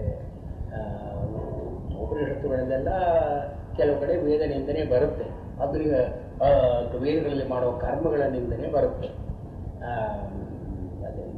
ತಂದ್ರಮ್ಯಮಾಣ ಪರ್ಯಂತಿ ಮೂಢ ಅಂಧೇನ ಇವ ನಿಯಮಾನ ಯಥಾಂಧ, ಹೀಗೆಲ್ಲ ಮಾತುಗಳು ಬರುತ್ತೆ. ಇಲ್ಲಿ ಭಗವದ್ಗೀತೆಯಲ್ಲಿ ವೇದಾಂತ ಅನ್ನೋದನ್ನೇ ಸ್ಪಷ್ಟವಾಗಿ ಹೇಳಿ, ವೇದವಾದರದ ಪಾರ್ಥ ನಾಣ್ಯದಸ್ತೀತಿ ವಾದಿನಃ. ವೇದದ ಒಂದು ಶೃಂಗಗ್ರಾಹಿತ್ವ ಅಂತ ಕರೀತಾರೆ. ವೇದದ ಕೊಂಬಿಡಿಕೊಂಡು ಇದು ಸರಿಯಾದದ್ದಲ್ಲ ಅಂತ ಹೇಳ್ತಕ್ಕಂಥ ಪ್ರವೃತ್ತಿ. ವೇದವಾದರಥ, ವೇದದಲ್ಲಿ ಯಾವ ವಿಷಯಗಳಿದೆಯೋ ಅದನ್ನೇ ಕುರಿತು ಚರ್ಚೆ ಮಾಡತಕ್ಕಂಥ ರಥ ಅಂದರೆ ಪರಾಹ, ವೇದವಾದ ಪರಾಹ. ಯಾರವರು ಅಂದರೆ ವೇದೈಹಿ ಯದ್ ಆಪಾತತಃ ಉಚ್ಯತೆ ಕರ್ಮಾದಿ ತದ್. ರಾಘವೇಂದ್ರ ಸ್ವಾಮಿಗಳು ವೇದದಲ್ಲಿ ಎರಡು ಭಾಗ ಇದೆ. ಕರ್ಮಕಾಂಡ ಅಂತ ಇದೆ, ಬ್ರಾಹ್ಮಣಗಳಲ್ಲಿ ಬರ್ತಕ್ಕಂಥ ನಿತ್ಯ ನೈಮಿತ್ತಿಕ ಕಾಮ್ಯ ಕರ್ಮಗಳನ್ನು ಹೇಳತಕ್ಕಂಥ ಭಾಗ. ಜ್ಞಾನಕಾಂಡ ಅಂತಿವೆ ಉಪನಿಷತ್ತುಗಳು, ಅದನ್ನೇ ವೇದಾಂತ ಅಂತ ಕರೀತೀವಿ. ಈಗ ಆಪಾದತಃ ಮೊದಲಲ್ಲಿ ವೇದಗಳು ಏನು ಹೇಳುತ್ತೆ, ಈ ಯಜ್ಞ ಮಾಡು, ಆ ಯಜ್ಞ ಮಾಡು, ಅದು ಮಾಡು, ಇದು ಮಾಡು, ಈ ಕರ್ಮವನ್ನು ಮಾಡು, ಆ ಕರ್ಮವನ್ನು ಮಾಡು ಅಂತ ಸಂಹಿತೆಯಲ್ಲೂ ಹೇಳುತ್ತೆ. ಬ್ರಾಹ್ಮಣಗಳಲ್ಲಿ ಅದರ ವಿಧಿ ಅರ್ಥವಾದ ಇತ್ಯಾದಿಗಳನ್ನು ಹೇಳುತ್ತೆ. ಆಪಾದತಃ ಅದು ವೇದವನ್ನು ನೋಡಿದ ತಕ್ಷಣ ಕರ್ಮಾದಿ ಉಚ್ಯತೆ, ವೇದ ಯಾತಕ್ಕಿದೆ, ಕರ್ಮಗಳನ್ನು ಹೇಳೋದಕ್ಕೆ ಇದೆ. ಇದು ವೇದವಾದ ಅಂತ ರಾಘವೇಂದ್ರ ಸ್ವಾಮಿ ಹೇಳ್ತಾರೆ. ಆಮೇಲೆ ಅವಿಪಶ್ಚಿತ ಅಂತ ಅನ್ನೋದಕ್ಕೆ ಏನು ಹೇಳ್ತಾರೆ, ವೇದ ತಾತ್ಪರ್ಯಾರ್ಥ ಅಪರಿಜ್ಞಾನಿನಃ, ವೇದದ ತಾತ್ಪರ್ಯವನ್ನು ತಿಳ್ಕೊಳ್ಳುತ್ತೇನೆ ಕೇವಲ ಯಾವುದು ಮೊದಲಲ್ಲಿ ಕಾಣುತ್ತೋ ಅದನ್ನು ಮಾತ್ರ ಹೇಳ್ತಾರೋ ಅದನ್ನು ನಂಬಿಕೊಂಡ್ರು ಅವರು. ಇಲ್ಲಿ ಒಂದು ಡಿಸ್ಟಿಂಕ್ಷನ್ ಮಾಡ್ತಾರೆ. ಅವಿಪಶ್ಚಿತ ಅಂತ ಅನ್ನೋದು, ವೇದವಾದರತ ಅಂತ ಅನ್ನೋದು. ಇಲ್ಲಿ ಅದು ಕಾಮ್ಯಕರ್ಮ ಇದ್ದ ಹಾಗೇನೆ ಅಂತ ಇಲ್ಲಿ ಅದರ ಇಂಪೋರ್ಟ್. ಮೀಮಾಂಸಕರು ವಾಸ್ತವವಾಗಿ ವೇದ ಕರ್ಮವನ್ನು ಹೇಳುತ್ತೆ ಅಂತಲೇ ಅವರ ವೇದ ಇರೋದು ಯಾತಕ್ಕೆ, ಧರ್ಮವನ್ನು ಹೇಳೋದಕ್ಕಾಗಿ. ವೇದಾರ್ಥ, ವೇದದ ತಾತ್ಪರ್ಯ ಏನು, ಧರ್ಮ. ಧರ್ಮ ಅಂದ್ರೆ ಏನು, ಚೋದನ ರಕ್ಷಣೋರ್ಥೋ ಧರ್ಮ. ಧರ್ಮ ಅಂತ ಅನ್ನೋದಕ್ಕೆ ನಮ್ಮನ್ನು ಯಾವುದು ಒಂದು ಕೆಲಸದಲ್ಲಿ ಪ್ರೇರೇಪಣೆ ಮಾಡುತ್ತೋ ಇದು ಧರ್ಮ. ಸೊ ಧರ್ಮ is not the withdrawal from the world, it is the involvement with the world. ಚೋದನಾ ಲಕ್ಷಣೋರ್ಥೋ ಧರ್ಮ. ಚೋದನ ಅಂದ್ರೆ ಪ್ರಚೋದನೆ, ಟು ಟು ಟು ಪ್ರವೋಕ್. ಯಾದ್ರಲ್ಲಿ ಕರ್ಮಗಳಲ್ಲಿ. ಆದ್ದರಿಂದ ಕರ್ಮ ಅಂತನ್ನೋದೇ ವೇದದ ಪ್ರಯೋಜನ. ವೇದದ ಮುಖ್ಯ ಉದ್ದೇಶ ಏನು, ಕರ್ಮಕಾಂಡ. ಈ ಕರ್ಮದಲ್ಲಿ ವೇದ ವಿಧಿ ನಿಷೇಧಾತ್ಮಕವಾಗಿ ತ್ರಯಿ ಮೂರು ವಿಧವಾಗಿ ಹೇಳುತ್ತೆ ಅಂತ ಹೇಳ್ತಾರೆ. ನಿತ್ಯ ನೈಮಿತ್ತಿಕ ಅಂತ ಒಂದು ಗುಂಪು, ಕಾಮ್ಯ ಅಂತ ಒಂದು ಗುಂಪು, ನಿಷಿದ್ಧ ಅಂತ ಮೂರನೇ. ಇದು ತ್ರಯಿ, ಕರ್ಮ ತ್ರಯಿ ಅಂತ ಕರೀತಾರೆ. ಮೂರು ವಿಧವಾದ ಕರ್ಮ. ಇದು ನಿಷಿದ್ಧ ಅಂತನ್ನೋ ಮಾತು ಇದು ಸರ್ವಥಾ ನಾವು ಅನುಷ್ಠೇಯವಾದದ್ದಲ್ಲ. ಅದನ್ನು ಅನುಷ್ಠಾನ ಮಾಡಿದರೆ ಪಾಪ ಬರುತ್ತೆ, ದುರ್ಗತಿ ಅಂತನೂ ಸಿದ್ಧವಾಗುತ್ತೆ. ಮತ್ತು ಅದರಿಂದ ಇಂದ್ರಿಯಗಳಿಗೆ, ದೇಹಕ್ಕೆ, ಮನಸ್ಸಿಗೆ ಹಾನಿ ಇದೆ.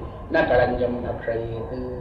ಕಳಂಜ ಅಂತ ಅನ್ನೋದನ್ನು ತಿನ್ನಬಾರ್ದು. ಯಾವ್ದು ಕಳಂಜ ಅಂತ ಗೊತ್ತಿಲ್ಲ ನಮಗೆ. ಅಂತೂ ನ ಕಳಂಜಂ ಭಕ್ಷಯೇತ್ ಅಂತ ಒಂದು ಶಾಸ್ತ್ರ ಇದೆ. ಇದನ್ನು ತಿಂದರೆ ಮೈಗೊಳ್ಳೇದಲ್ಲ, ಮನಸ್ಸುಗೊಳ್ಳೇದಲ್ಲ, ಅದನ್ನ ಕೆಲಸಗಳು ಆಗೋಲ್ಲ, ಅದಕ್ಕೋಸ್ಕರ ತಿನ್ನು. ಇವೆಲ್ಲ ನಿಷಿದ್ಧ ಕರ್ಮಗಳು. ಇದು ತ್ಯಾಜ್ಯವಾದದ್ದು, ಇದನ್ನು ಮಾಡತಕ್ಕಂಥ. ಕಾಮ್ಯ ಕರ್ಮ ನಿತ್ಯ ನೈಮಿತ್ತಿಕ ಮಾಡಲೇಬೇಕು, ನಿತ್ಯವನ್ನ ಮಾಡಲೇಬೇಕು. ಮಾಡದೇ ಇದ್ರೆ ಅಭ್ಯುದಯ ಅಂತಿಲ್ಲ, ಮುಂದಕ್ಕೆ ಹೋಗೋದು ಸಾಧ್ಯ ಇಲ್ಲ, ಪ್ರತ್ಯವಾಯ ಅಂತ ಬರುತ್ತೆ. ನೈಮಿತ್ತಿಕ ಅಂತನ್ನೋದನ್ನು ಮಾಡದೇ ಇದ್ರೆ ಪಾಪಗಳ ಸಂಘಟನೆ ಆಗುತ್ತೆ. ನಾವು ಗ್ರಹಣ ದಿವಸ ಸ್ನಾನ ಮಾಡದೇ ಇದ್ರೆ ಅಥವಾ ತರ್ಪಣ ಕೊಡದೇ ಇದ್ರೆ ಏನೋ ಒಂದು ಕೆಟ್ಟದ್ದಾಗುತ್ತೆ ಅಂತನೋ ಭೀತಿಯಿಂದ ನೈಮಿತ್ತಿಕ ಕರ್ಮಗಳನ್ನು ಮಾಡೋದು. ಈ ಕಾಮ್ಯ ಅಂದ್ರೆ ಮನುಷ್ಯನಿಗೆ ಗೃಹಸ್ಥಾಶ್ರಮವೇ ಆಶ್ರಮ. ಮೀಮಾಂಸಕರ ಪ್ರಕಾರ ಏಕಾಶ್ರಮವಾದ ಅಂತವರು, ಏಕಾಶ್ರಮ ಒಂದೇ ಆಶ್ರಮ, ಗೃಹಸ್ಥಾಶ್ರಮ. ಆ ಗೃಹಸ್ಥಾಶ್ರಮದಲ್ಲಿ ಅವನು ಕರ್ಮವನ್ನು ಮಾಡಬೇಕಾದ್ದು ಯಾವ ಜೀವಂ ಜುಹೋದ, ಅವನು ಬದುಕಿರೋವರೆಗೂ ಕರ್ಮವನ್ನು ಮಾಡಲೇಬೇಕು. ಅವನು ಯಾವ ಕಾಲದಲ್ಲಿ ಕೂಡ ಕರ್ಮವನ್ನು ಬಿಡೋ ಹಾಗಿಲ್ಲ ಅವನು. ಅಂದ್ರೆ ಇವನಿಗೆ ಈ ಬದುಕಿರೋವಾಗ ಕರ್ಮಗಳನ್ನು ಮಾಡಬೇಕಾದ್ರೆ ಸಂಸಾರ ನಿರ್ವಹಣೆಗಾಗಿ ಕಾಮ್ಯ ಕರ್ಮಗಳು ಅಂತ ಇದ್ದೇ ಇರುತ್ತೆ. ಕಾಮ್ಯ ಕರ್ಮಗಳನ್ನು ಅವನು ಮಾಡಬಹುದು. ದನ ಬೇಕಾಗುತ್ತೆ, ಹೆಂಗು ಮಕ್ಕಳು ಬೇಕಾಗುತ್ತೆ, ಇತ್ಯಾದಿ ಪಶು ಇತ್ಯಾದಿ. ಇವನು ಕಾಮ್ಯ ಕರ್ಮಗಳನ್ನು ಮಾಡಲೇಬೇಕು. ಇಲ್ಲಿ ಮೀಮಾಂಸಕರು ಏನು ಜಿಜ್ಞಾಸೆ ಮಾಡ್ತಾರೆ, ಈ ಕರ್ಮಗಳನ್ನೆಲ್ಲ ಮಾಡೋದು ಸ್ವರ್ಗಪರಾಹ ಅಂತ ಮುಂದಕ್ಕೆ ಬರುತ್ತೆ. ಸ್ವರ್ಗ ಅಂದ್ರೆ ಏನು, ನಿರತಿಶಯವಾದ ಸುಖ ಅಂತಲೇ ನಾವು ಮಾಡಿದ್ರೂ ಕೂಡ ಹೀಗೆ ಈ ಸುಖ ಪ್ರಾಪ್ತಿಗಾಗಿ ಕರ್ಮದಲ್ಲಿ ತೊಡಗಬೇಕು. ಈ ಕರ್ಮದಲ್ಲಿ ತೊಡಗೋದು ಮೀಮಾಂಸಕರು ಅಷ್ಟು ಸಿಂಪಲ್ ಅಲ್ಲ. ಇವ ನಿಷಿದ್ಧ ಅಂತ ಇದೆ. ನಿಷಿದ್ಧ ಅಂದ್ರೆ ಏನೋ ಮಾಡಲೇಬಾರದಾದಂತಹದ್ದು ಹೇಳ್ತಾರೆ. ನಹಿಂಸ್ಯಾತ್ ಸರ್ವಾಭೂತಾನಿ ಅಂತ ಒಂದು ಶಾಸ್ತ್ರದ ಮಾತಿದೆ. ನಹಿಂಸ್ಯಾ ಸರ್ವಾಭೂತಾನಿ, ಯಾವ ಪ್ರಾಣಿಯನ್ನೇ ಆಗಲಿ ಹಿಂಸೆ ಮಾಡತಕ್ಕದ್ದಲ್ಲ. ಯಾವ ಪ್ರಾಣಿಯನ್ನು ಹಿಂಸೆ ಮಾಡಬಾರದು. ನಹಿಂಸ್ಯಾ ಸರ್ವಾಭೂತಾನಿ.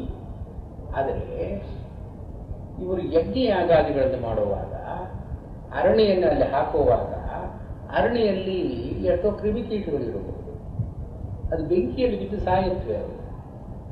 ಅವರು ನಹಿಂಸ್ಯಾ ಸರ್ವಾಭೂತಾನಿ ಸರಿಯೇ, ಅದು ಇದನ್ನು ಮಾಡಲೇಬೇಕು ಅಂತ ಹೇಳಿದೆಯಲ್ಲ, ಇದು ಕರ್ತವ್ಯ, ಇದು ಮಾಡಲೇ ಅಗ್ರಿಕಾರ್ಯ. ಅವನು ಜುಹುಯಾತ್, ಅವನು ಹವನ ಮಾಡಲೇಬೇಕು. ಇವನು ಕಡ್ಡಿಗಳಲ್ಲಿ ಆ ಕ್ರಿಮಿಕೀಟ ಇದೆಯೋ ಇಲ್ವೋ ಅಂತೆಲ್ಲ ಪರೀಕ್ಷೆ ಮಾಡ್ಕೊಳ್ತಾ ಕೂತ್ಕೊಂಡ್ರೆ ಅಲ್ಲಿ ವಿಧಿ ನಡೆಯೋಲ್ಲ. ಅದರಿಂದ ಅವನು ಏನೋ ಸಂಗ್ರಹ ಮಾಡ್ಕೊಂಡು ಬರಬೇಕು, ಇಲ್ಲಿ ಮಾಡಬೇಕು. ಆ ನಹಿಂಸ್ಯ ಸರ್ವಾಭೂತಾನಿ ಅದೇನಾಯಿತು ನಿಷಿದ್ಧ, ಅದು ಇಲ್ಲಿ ಪ್ರಾಣಿಘಾತ ಆಯ್ತಲ್ಲ. ಇನ್ನು ಕೆಲವು ಇದೆ, ಅಗ್ನಿಶೋಮೀಯಂ ಪಶುಮಾಲಭೇದ, ಇನ್ನೂ ಕೆಲವು ಯಜ್ಞಗಳಲ್ಲಿ ಅಗ್ನಿಶೋಮೀಯ ಇತ್ಯಾದಿ, ಅಲ್ಲಿ ಪಶುವನ್ನ ಕೊಲ್ಲೇಬೇಕಾಗುತ್ತೆ. ಅಲ್ಲಿ ಅಗ್ನಿಶೋಮೀಯಂ ಪಶುಮಾಲಭೇದ, ಇಲ್ಲಿ ನಹಿಂಸ್ಯ ಸರ್ವಾಭೂತಾನಿ ಅಂತ ನಿಷಿದ್ಧ ಇದೆ.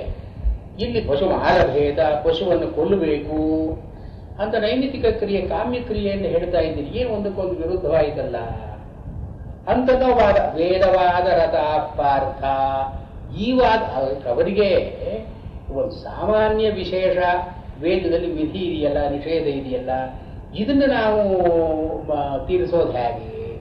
ಅದಕ್ಕೆ ಏನ್ ಮಾಡ್ತಾರೆ, ಈ ವೇದವಾದ ಅಂತನೋದು ಎಲ್ಲಿ ಬರುತ್ತೆ ಅಂತನ್ನೋದು. ಈಗ ಮೀಮಾಂಸಾ ಪರಿಭಾಷೆಯಲ್ಲಿ ವೇದವಾದ ಅಂತನೋದು ಎಲ್ಲಿ ಬರುತ್ತೆ? ವೇದದಲ್ಲಿ ಸಾಮಾನ್ಯ ವಿಧಿ, ವಿಶೇಷ ವಿಧಿ ಅಂತಿದೆ. ಸಾಮಾನ್ಯ ವಿಧಿಗಳು ಎಲ್ಲ ಕಾಲದಲ್ಲಿಯೂ ಅನ್ವಯಿಸ್ತಕ್ಕದ್ದು.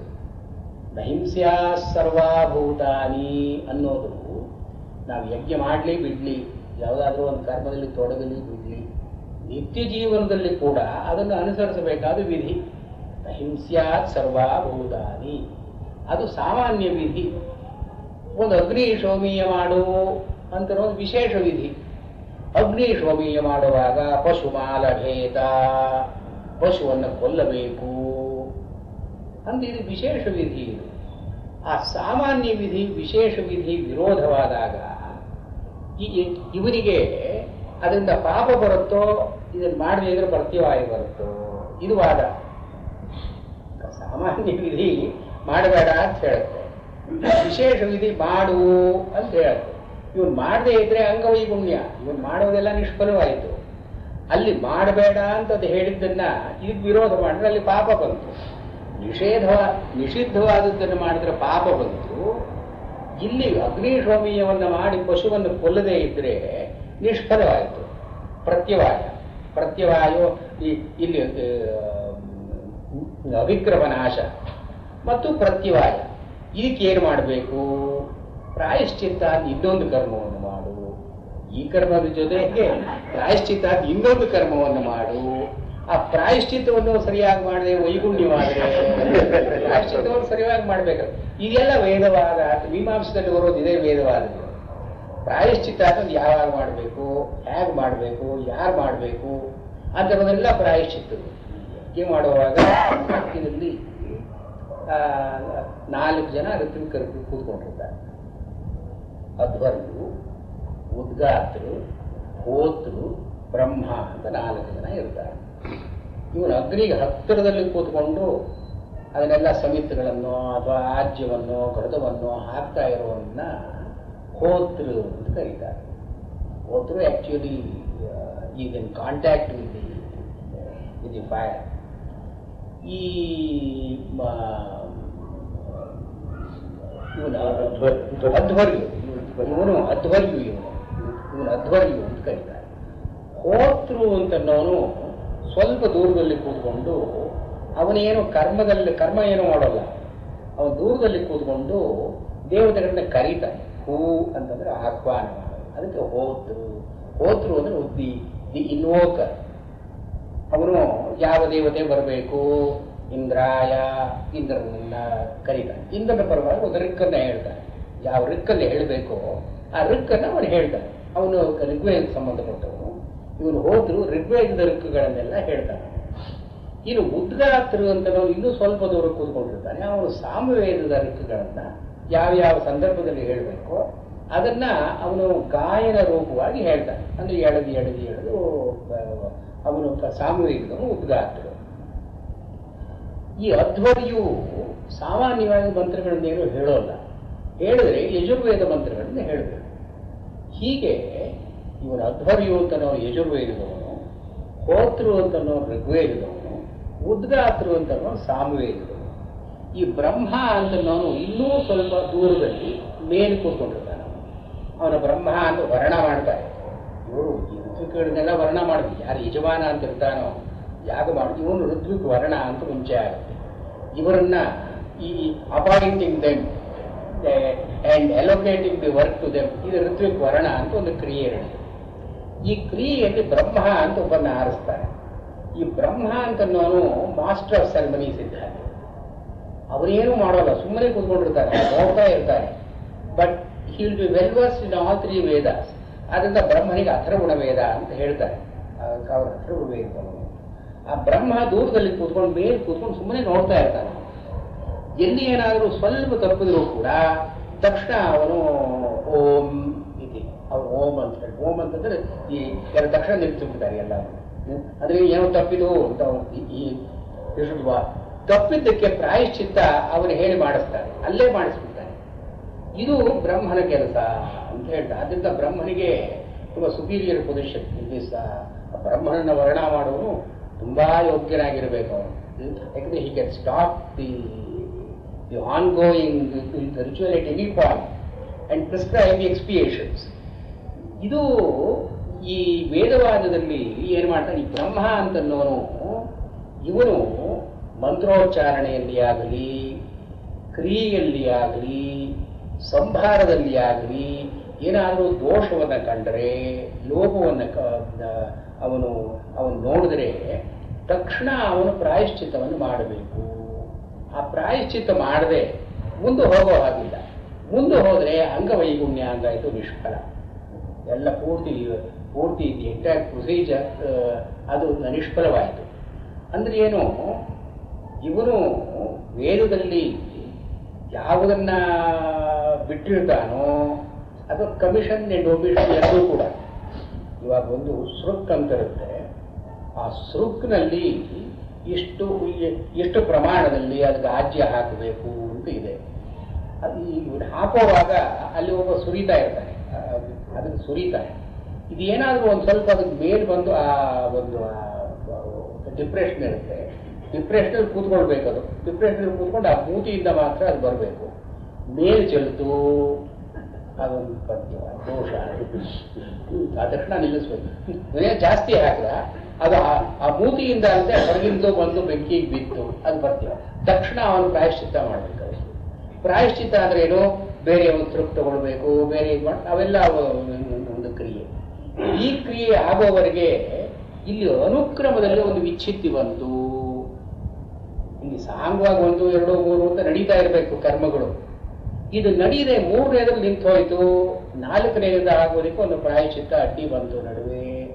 ಅಂದ್ರೆ ಈ ಮುಂದೆ ಮಾಡೋದನ್ನ ಇನ್ನೂ 2 ಸಾರ್ತಿ ಮಂತ್ರ ಹೇಳೋದು, 4 ಸಾರ್ತಿ ಮಂತ್ರ ಹೇಳೋದು, ಇವೆಲ್ಲ ಪ್ರಾಯಶ್ಚಿತ್ತ ಕ್ರಮದಲ್ಲಿ ಸೇರುತ್ತೆ. ಇದು ಈ ಬ್ರಹ್ಮ ಇವನ್ ನೋಟಿಸ್ ಮಾಡಿದ್ರೆ, ಮಿಕ್ಕಾದ 3 ಜನ ನೋಟಿಸ್ ಮಾಡಿದ್ರೆ ಅದಕ್ಕೆ ಪ್ರಾಯಶ್ಚಿತ್ತ ಮಾಡಬೇಕೇ ಬಿಡಬೇಕೆ, ಇವರು ನೋಟಿಸ್ ಮಾಡ್ತಾನೆ. ಬ್ರಹ್ಮ ಸುಮ್ಮನೆ ಕೂತಿರ್ತಾನೆ. ಇವನು ಅಧಿಪತಿಯು ಅವನು ಉದ್ಗಾತರು ಹೇಳೋದ್ರಲ್ಲಿ ಏನೋ ತಪ್ಪು ಹೇಳ್ತಾನಲ್ಲ, ಇವನು ಉಚ್ಚಾರಣೆ ತಪ್ಪಿದೆ ಇವರಲ್ಲಿ ಅಂತ ಇವನಿಗೆ ಅದು ಗೋಚರವಾದರೆ, ಬ್ರಹ್ಮನಿಗೆ ಗೋಚರವಾಗದೇ ಇದ್ರೆ ಅದನ್ನ ಏನ್ ದೋಷ ಅಂತ ಅನ್ಬೇಕೆ, ಅದಕ್ಕೆ ಪ್ರಾಯಶ್ಚಿತ್ತ ಉಂಟೇ ಇಲ್ವೇ, ಇದೆಲ್ಲ ವೇದವಾದಗಳು ಮೀಮಾಂಸಗಳಿಗೆ ಅವ್ರ ತಲೆ ತಿನ್ನೋ ಪ್ರಾಬ್ಲಮ್ಸ್ ಇವೆಲ್ಲ. ಇವನಿಗೆ ಗೊತ್ತಾಯ್ತು, ಅವನಿಗೆ ಗೊತ್ತಾಗ್ಲಿಲ್ಲ. ಇಲ್ಲಿ ಪ್ರಾಯಶ್ಚಿತ್ತ ಅಂತ ಒಂದು ವಿಧಿ ಹೌದೋ ಅಲ್ವೋ, ಅವನ ಪ್ರಾಯಶ್ಚಿತ್ತ ಹೇಳಲಿಲ್ಲ, ಆದ್ರೆ ಮಾಡಿರೋ ತಪ್ಪು ಇದು ವೈಗುಣ್ಯ ಅಂತಂದ್ರೆ ಇವೆಲ್ಲ ವೈಗುಣ್ಯ. ಈ ಪ್ರಾಯಶ್ಚಿತ್ತ ಅಂತ ಕ್ರಿಯೆಯನ್ನ ಯಾರು ಮಾಡಿಸ್ಬೇಕು, ಅವನೇ ಮಾಡಿಸ್ಬೇಕು, ಬ್ರಹ್ಮನೇ ಮಾಡಿಸ್ಬೇಕು. ಬೇರೆ ಯಾರೋ ಪ್ರಾಯಶ್ಚಿತ್ತ ಕ್ರಿಯೆಯನ್ನು ಮಾಡಿಸೋ ಹಾಗಿಲ್ಲ. ಆ ಬ್ರಹ್ಮ ಪ್ರಾಯಶ್ಚಿತ್ತ ಕ್ರಿಯೆಯನ್ನು ಮಾಡಿಸಿದ ಮೇಲೆ ಯಾರು ತಪ್ಪಿರ್ತಾನೋ ಅವನಿಗೊಂದು ಶುದ್ಧೀಕರಣ ಅಂತ ಆಗ್ಬೇಕು. ಶುದ್ಧೀಕರಣ ಆಗೋವರೆಗೆ ಇನ್ನೊಬ್ಬನ ತಂದು ಅಲ್ಲಿ ಡೆಪ್ಯೂಟಿ ಅವರಿಂದ ಅಲ್ಲಿ ಒಂದು 8 ಜನ ಇರ್ತಾರೆ, ಬೇರೆಯವರು ಇರ್ತಾರೆ, ಅವರು ಮಾಡ್ತಾ ಇರ್ಬೇಕು ಅದನ್ನ. ಇವೆಲ್ಲ ವೇದವಾದರ ತಾತ್ಪಾರ್ಥ ಅನ್ನೋದು. ವೇದವಾದ ಅಂತ ಅನ್ನೋದು ಇಟ್ಸ್ ಎ ಟೆಕ್ನಿಕಲ್ ಟರ್ಮ್. ಅಲ್ಲಿ ಹೇಗೆ ಅವಿಕ್ರಮನಾಶ, ಪ್ರತ್ಯವಾಯ ಅಂತನ್ನೋದು ಮೀಮಾಂಸಕರ ಟೆಕ್ನಿಕಲ್ ಟರ್ಮ್ಸು, ವೇದವಾದ ಅಂತನ್ನೋದು ಹಾಗೆ ಟೆಕ್ನಿಕಲ್ ಟರ್ಮ್ಸು. ವೇದವಾದ ಅಂತಂದ್ರೆ ಮೀಮಾಂಸದಲ್ಲಿ ಹೀಗೆ ವೈಗುಣ್ಯ, ಕ್ರಮನಾಶ, ಪ್ರಾಯಶ್ಚಿತ್ತ ಇತ್ಯಾದಿ. ವೇದವಾದರ ತಾತ್ಪಾರ್ಥ ಅಂದ್ರೆ ಏನು? ಅಲ್ಲಿರ್ತಕ್ಕ ಮುಖ್ಯ ಉದ್ದೇಶವನ್ನು ತಿಳ್ಕೊಳ್ಳದೇನೆ ನೀವು ವಿಜ್ಞಾನ ಅನ್ನೋ ಮಾತಿಗೆ ಯಜ್ಞಸ್ಯಾರ್ಥೋ ತ್ಯಾಗ ಏವ. ಯಜ್ಞ ಅಂತನ್ನೋ ಮಾತಿಗೆ ವಾಸ್ತವವಾಗಿ ಯಜುಪೂಜಾಯಾಮ್ ಅಂತಿದ್ರು. ಅಲ್ಲಿ ಪೂಜಾ ಅಂತನ್ನೋ ಮಾತಿಗೆ ಏನಂತ ನಮ್ಮದು ಏನಾಗಿರುತ್ತೋ ಅದನ್ನು ತ್ಯಾಗ ಮಾಡಿ, ದ್ರವ್ಯ ತ್ಯಾಗ, ನಮ್ದಾಗಿರೋದನ್ನು ತ್ಯಾಗ ಮಾಡತಕ್ಕದ್ದು ಯಜ್ಞ. ಅದನ್ನೇ ಭಗವದ್ಗೀತೆಯಲ್ಲಿ ಮುಂದೆ ಹೇಳ್ಕೊಂಡು ಬರ್ತಾರೆ. ವೇದದಲ್ಲಿ ಯಜ್ಞದ ತಾತ್ಪರ್ಯ ಏನೋ? ದ್ರವ್ಯ ತ್ಯಾಗಾತ್ಮಕೋ ಯಜ್ಞ, ದ್ರವ್ಯವನ್ನು ತ್ಯಾಗ ಮಾಡತಕ್ಕದ್ದು. ತ್ಯಾಗ ಅಂತನ್ನೋದೇ ಯಜ್ಞದ ಅರ್ಥ. ಅದಕ್ಕಾಗಿಯೇ ರಾಘವೇಂದ್ರ ಸ್ವಾಮಿಗಳು ಇಲ್ಲಿ ವೇದ ತಾತ್ಪರ್ಯಾರ್ಥ ಅಪರಿಜ್ಞಾನಿನಃ, ಇವರಿಗೆ ಯಜ್ಞ ಅಂದ್ರೆ ತ್ಯಾಗ ಅಂತ ಗೊತ್ತಿರದೇನೆ ಅದೇನೋ ಒಂದು ವೈಗುಣ್ಯ ಆಯಿತು, ಅದಕ್ಕೊಂದು ಪ್ರಾಯಶ್ಚಿತ್ತ ಮಾಡಿ. ಇವಾಗ ಯಜ್ಞದಲ್ಲಿ ಏನು ಹೇಳ್ತಾರೆ? ಇಂದ್ರ ಏದಂ, ಇಂದ್ರಾಯ ಇದಂ, ಇಂದ್ರನಿಗೋಸ್ಕರ ಇದು, ನಮಮ ನನಗಲ್ಲ, ನಂದೇ, ಇಲ್ಲಿಯವರೆಗೆ ನಂದೇನೆ. ಅಲ್ಲಿ ಆಹುತಿ ಕೊಡುವಾಗ ಇಂದ್ರ ಏದಂ ನಮಮ, ನನ್ನದಲ್ಲ ಅಂದ್ರೆ ಏನು? ಈ ಹೊತ್ತಿನಲ್ಲಿ ನನ್ನ ಸ್ವಾಮ್ಯವನ್ನ ಪರಿತ್ಯಾಗ ಮಾಡಿದ್ದೀನಿ. I give up my ownership of this object at this moment ಅಂತನ್ನೋದು ಯಜ್ಞದಲ್ಲಿ ಬರೋ ಸಂದರ್ಭ.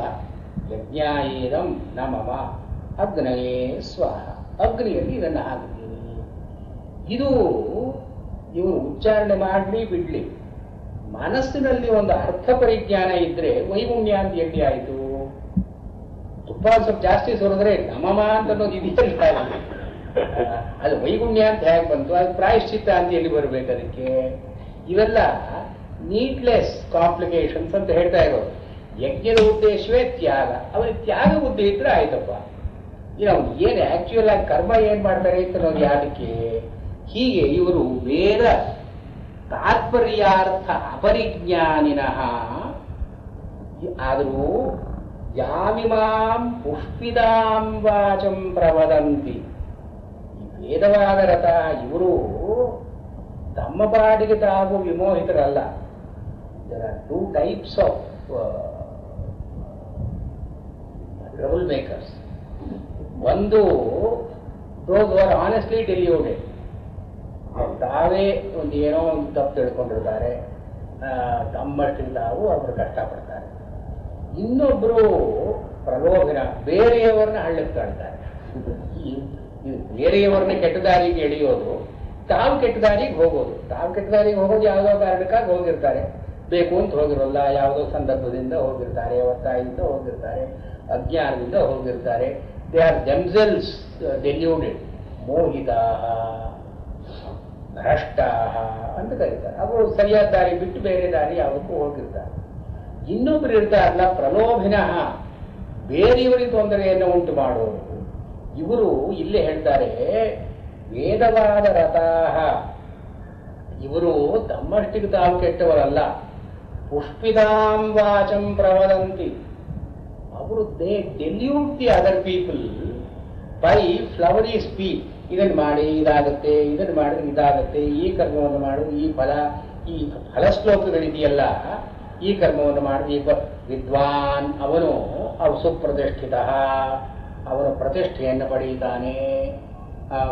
ಏನು ಪಶುಮಾನ್ ಭವತಿ, ಅವನಿಗೆ ಪಶುವಾಗುತ್ತೆ. ಯಯೇವಂ ವೇದ ಇತ್ಯಾದಿಯಾಗಿ ಹೇಳ್ತಾರಲ್ಲ, ಇವೆಲ್ಲ ಕಾಮ್ಯ ಕರ್ಮಗಳ ಫಲವನ್ನು ಹೇಳೋದು. ಯಯಂ ವೇದ, ಏವಂ ವೇದ, ಯಾರು ಈ ರೀತಿಯಾಗಿ ತಿಳ್ಕೊಂಡಿರ್ತಾನೋ, ಪ್ರಜಾವಾನ್ ಪಶುಮಾನ್ ಭವತಿ, ಅವನಿಗೆ ಪ್ರಾಜಿನಿ ಅಂತಾಗುತ್ತೆ, ಪಶುಗಳಾಗುತ್ತೆ ಇತ್ಯಾದಿ. ಇವೆಲ್ಲ ಮಂತ್ರಪುಷ್ಪದಲ್ಲಿ ಹೇಳೋ ಭಾಗ ಎಲ್ಲ ಇದೆ. ಪುಷ್ಪಿತಾಂಬ ಪುಷ್ಪ ಅಂತ ಮಾತಿಗೆ ಎರಡು ಅರ್ಥಗಳನ್ನು ಕೊಟ್ಟಿದ್ದಾರೆ. ಒಂದು, ಹೂವಿನ ಹಾಗೆ ನೋಡೋದಕ್ಕೆ ತುಂಬಾ ಚೆನ್ನಾಗಿರ್ತಕ್ಕಂಥದ್ದು, ಶೋಭನೀಯ, ಅದು ಬ್ಯೂಟಿಫುಲ್ ಟು ಲುಕ್. ಈ ವೇದದ ಕರ್ಮಗಳನ್ನೆಲ್ಲ, ಕರ್ಮಕಾಂಡವನ್ನೆಲ್ಲ ನೋಡಿದ್ರೆ ಇದು ಮಾಡಿದ್ರೆ ಅದಾಗತ್ತೆ, ಅದು ಮಾಡಿದ್ರೆ ಇದಾಗತ್ತೆ ಅಂತ ಫಲಶ್ಲೋಕಗಳೇ ಬರುತ್ತಲ್ಲ. ಇದು ಉಪನಿಷತ್ತುಗಳಲ್ಲೂ ಕೆಲವು ಸಾರ್ತಿ ಬಂದ್ಬಿಡುತ್ತೆ. ಏವಂ ವೇದ ಅಂತನ್ನೋದು ಉಪನಿಷತ್ತುಗಳು ಸೇರುತ್ತೆ. ಹೀಗೆ ಇದು ಪುಷ್ಪಿತಾಂ ವಾಚಂ ಅಂತನ್ನೋದಕ್ಕೆ ಪ್ರಲೋಭನೆಯನ್ನು ಉಂಟು ಮಾಡತಕ್ಕಂಥ, ಶೋಭಾಯಮಾನವಾಗಿರತಕ್ಕಂಥ, ಆಕರ್ಷಣೀಯವಾಗಿರತಕ್ಕಂಥ ಮಾತುಗಳನ್ನ ವೇದಗಳಲ್ಲಿ ನಾವು ಕೇಳ್ತೀವಿ. ವೇದವಾದರತಃ ಹೀಗೆ ಪುಷ್ಪಿತಾಂ ವಾಚಂ ಪ್ರವದಂತಿ ಇವರು ಹೇಳ್ತಾರೆ. ಇನ್ನೊಂದು ಅರ್ಥ ಏನು, ಆಪಾದ ರಮಣೀಯ ಅಂತ. ಇದು ನೋಡಿದ್ರೆ ಚೆನ್ನಾಗಿದೆ, ಹತ್ರ ಹೋದ್ರೆ ಅಥವಾ ಒಂದು 2 ಗಂಟೆ ಬಿಟ್ಟರೆ ಅದು ಚೆನ್ನಾಗಿರೋಲ್ಲ. ಆಪಾದ ರಮಣೀಯ, ಈಗ ತುಂಬಾ ಹೂವು ಚೆನ್ನಾಗಿದೆ, ನಾಳೆ ಹೊತ್ಗ ಹೂವಿನ ಗತಿ ಏನೋ. ಇದು ಪುಷ್ಪಿತಾಂ ವಾಚಂ ಅಂತ ಅನ್ನೋದಕ್ಕೆ ಅರ್ಥ. ಕಾಮ್ಯ ಕರ್ಮಗಳನ್ನು ಮಾಡುವಾಗ ಆವಾಗ ತುಂಬಾ ರೋಚಕವಾಗಿರುತ್ತೆ ಅದು. ಆ ಕಾಮ್ಯ ಕರ್ಮದ ಫಲವನ್ನು ಅನುಭವಿಸುವಾಗ ರೋಚಕವಾಗಿರೋಲ್ಲ ಅದು. ಇದು ಪುಷ್ಪಿತಾಂ ವಾಚಂ ಮೊದಲನೇ ಅರ್ಥ. ಎರಡನೇದು ಫಲಪ್ರಸವ ರೂಪಂ ಪುಷ್ಪ. ಈ ಹೂವು ಅಂತ ಅನ್ನೋದು ಕಾಯಾಗೋದಕ್ಕೆ ಮೊದಲನೇ ಅರ್ಥ. ಕಾಯಿ ಅಥವಾ ಹಣ್ಣು ಬಿಡೋದಕ್ಕೆ ಹೂವು ಮೊದಲನೇದು. ಹೂವು ಕಾಯಾಗಿ ಪರಿಣಮಿಸುತ್ತೆ ಅಂದ್ರೆ ಯಾವುದು? ಇದು ವೈದಿಕ ಕರ್ಮಗಳಲ್ಲಿ ಅದು ಮಾಡಬೇಕು, ಇದು ಮಾಡಬೇಕು, ಇದು ಮಾಡಬೇಕು ಅಂತ ಹೇಳಿ ಕರ್ಮದ ಫಲಗಳನ್ನು ಹೇಳ್ತಾ ಇಲ್ಲ. ಆ ಕರ್ಮದ ಫಲಗಳಿಗೆಲ್ಲ ಇದು ಹೂವಿದ್ದ ಹಾಗೆ. ಇದು ಫಲ ಪ್ರಥಮಭೂತಾಂ ಪುಷ್ಪ ಪುಷ್ಪಿತಾಂ ವಾಚಂ ಪ್ರಭು. ವೇದಗಳಲ್ಲಿ ಕರ್ಮಗಳನ್ನೆಲ್ಲ ಹೇಳಿ ಈ ಮಾತುಗಳಿದೆಯಲ್ಲ, ವಿಧಿಗಳು ಇದೆಲ್ಲ ಹೂವಿದ್ದ ಹಾಗೆ. ಈ ಹೂವಿನಿಂದ ಕರ್ಮವನ್ನು ಮಾಡಿದ ಮೇಲೆ ಫಲ. ಆದ್ದರಿಂದ ಅನೇಕ ಫಲಯುಕ್ತ, ಯಾರ್ಯಾರಿಗೆ ಏನೇನು ಬೇಕೋ ಅದನ್ನ ಇಲ್ಲಿ ವೇದಗಳಲ್ಲಿ ಹೇಳ್ತಾರೆ ಅಂತ. ಕರ್ಮ ಮಾರ್ಗದಲ್ಲಿ ಯಾರ್ಯಾರಿಗೆ ಏನೇನು ಬೇಕೋ ಅದನ್ನೆಲ್ಲವನ್ನೂ ಕೂಡ ಹೇಳೋದಕ್ಕೆ ಯಾಮಿಮಾಂ ಪುಷ್ಪಿತಾಂ ವಾಚಂ ಪ್ರವದಂತಿ ಅವಿಪಶ್ಚಿತಃ ವೇದವಾದರತಾಃ ಪಾರ್ಥ ನ ಅನ್ಯದ್ ಅಸ್ತಿ ಇತಿ ವಾದಿನಃ. ನ ಅನ್ಯದ್, ಈ ಕರ್ಮ ಮಾರ್ಗವನ್ನು ಬಿಟ್ಟು ಅನ್ಯದ್ ಅಂದ್ರೆ ಬೇರೆ ಇದ್ದಾರೆ. ಇವರೇನು ಹೇಳ್ತಾರೆ,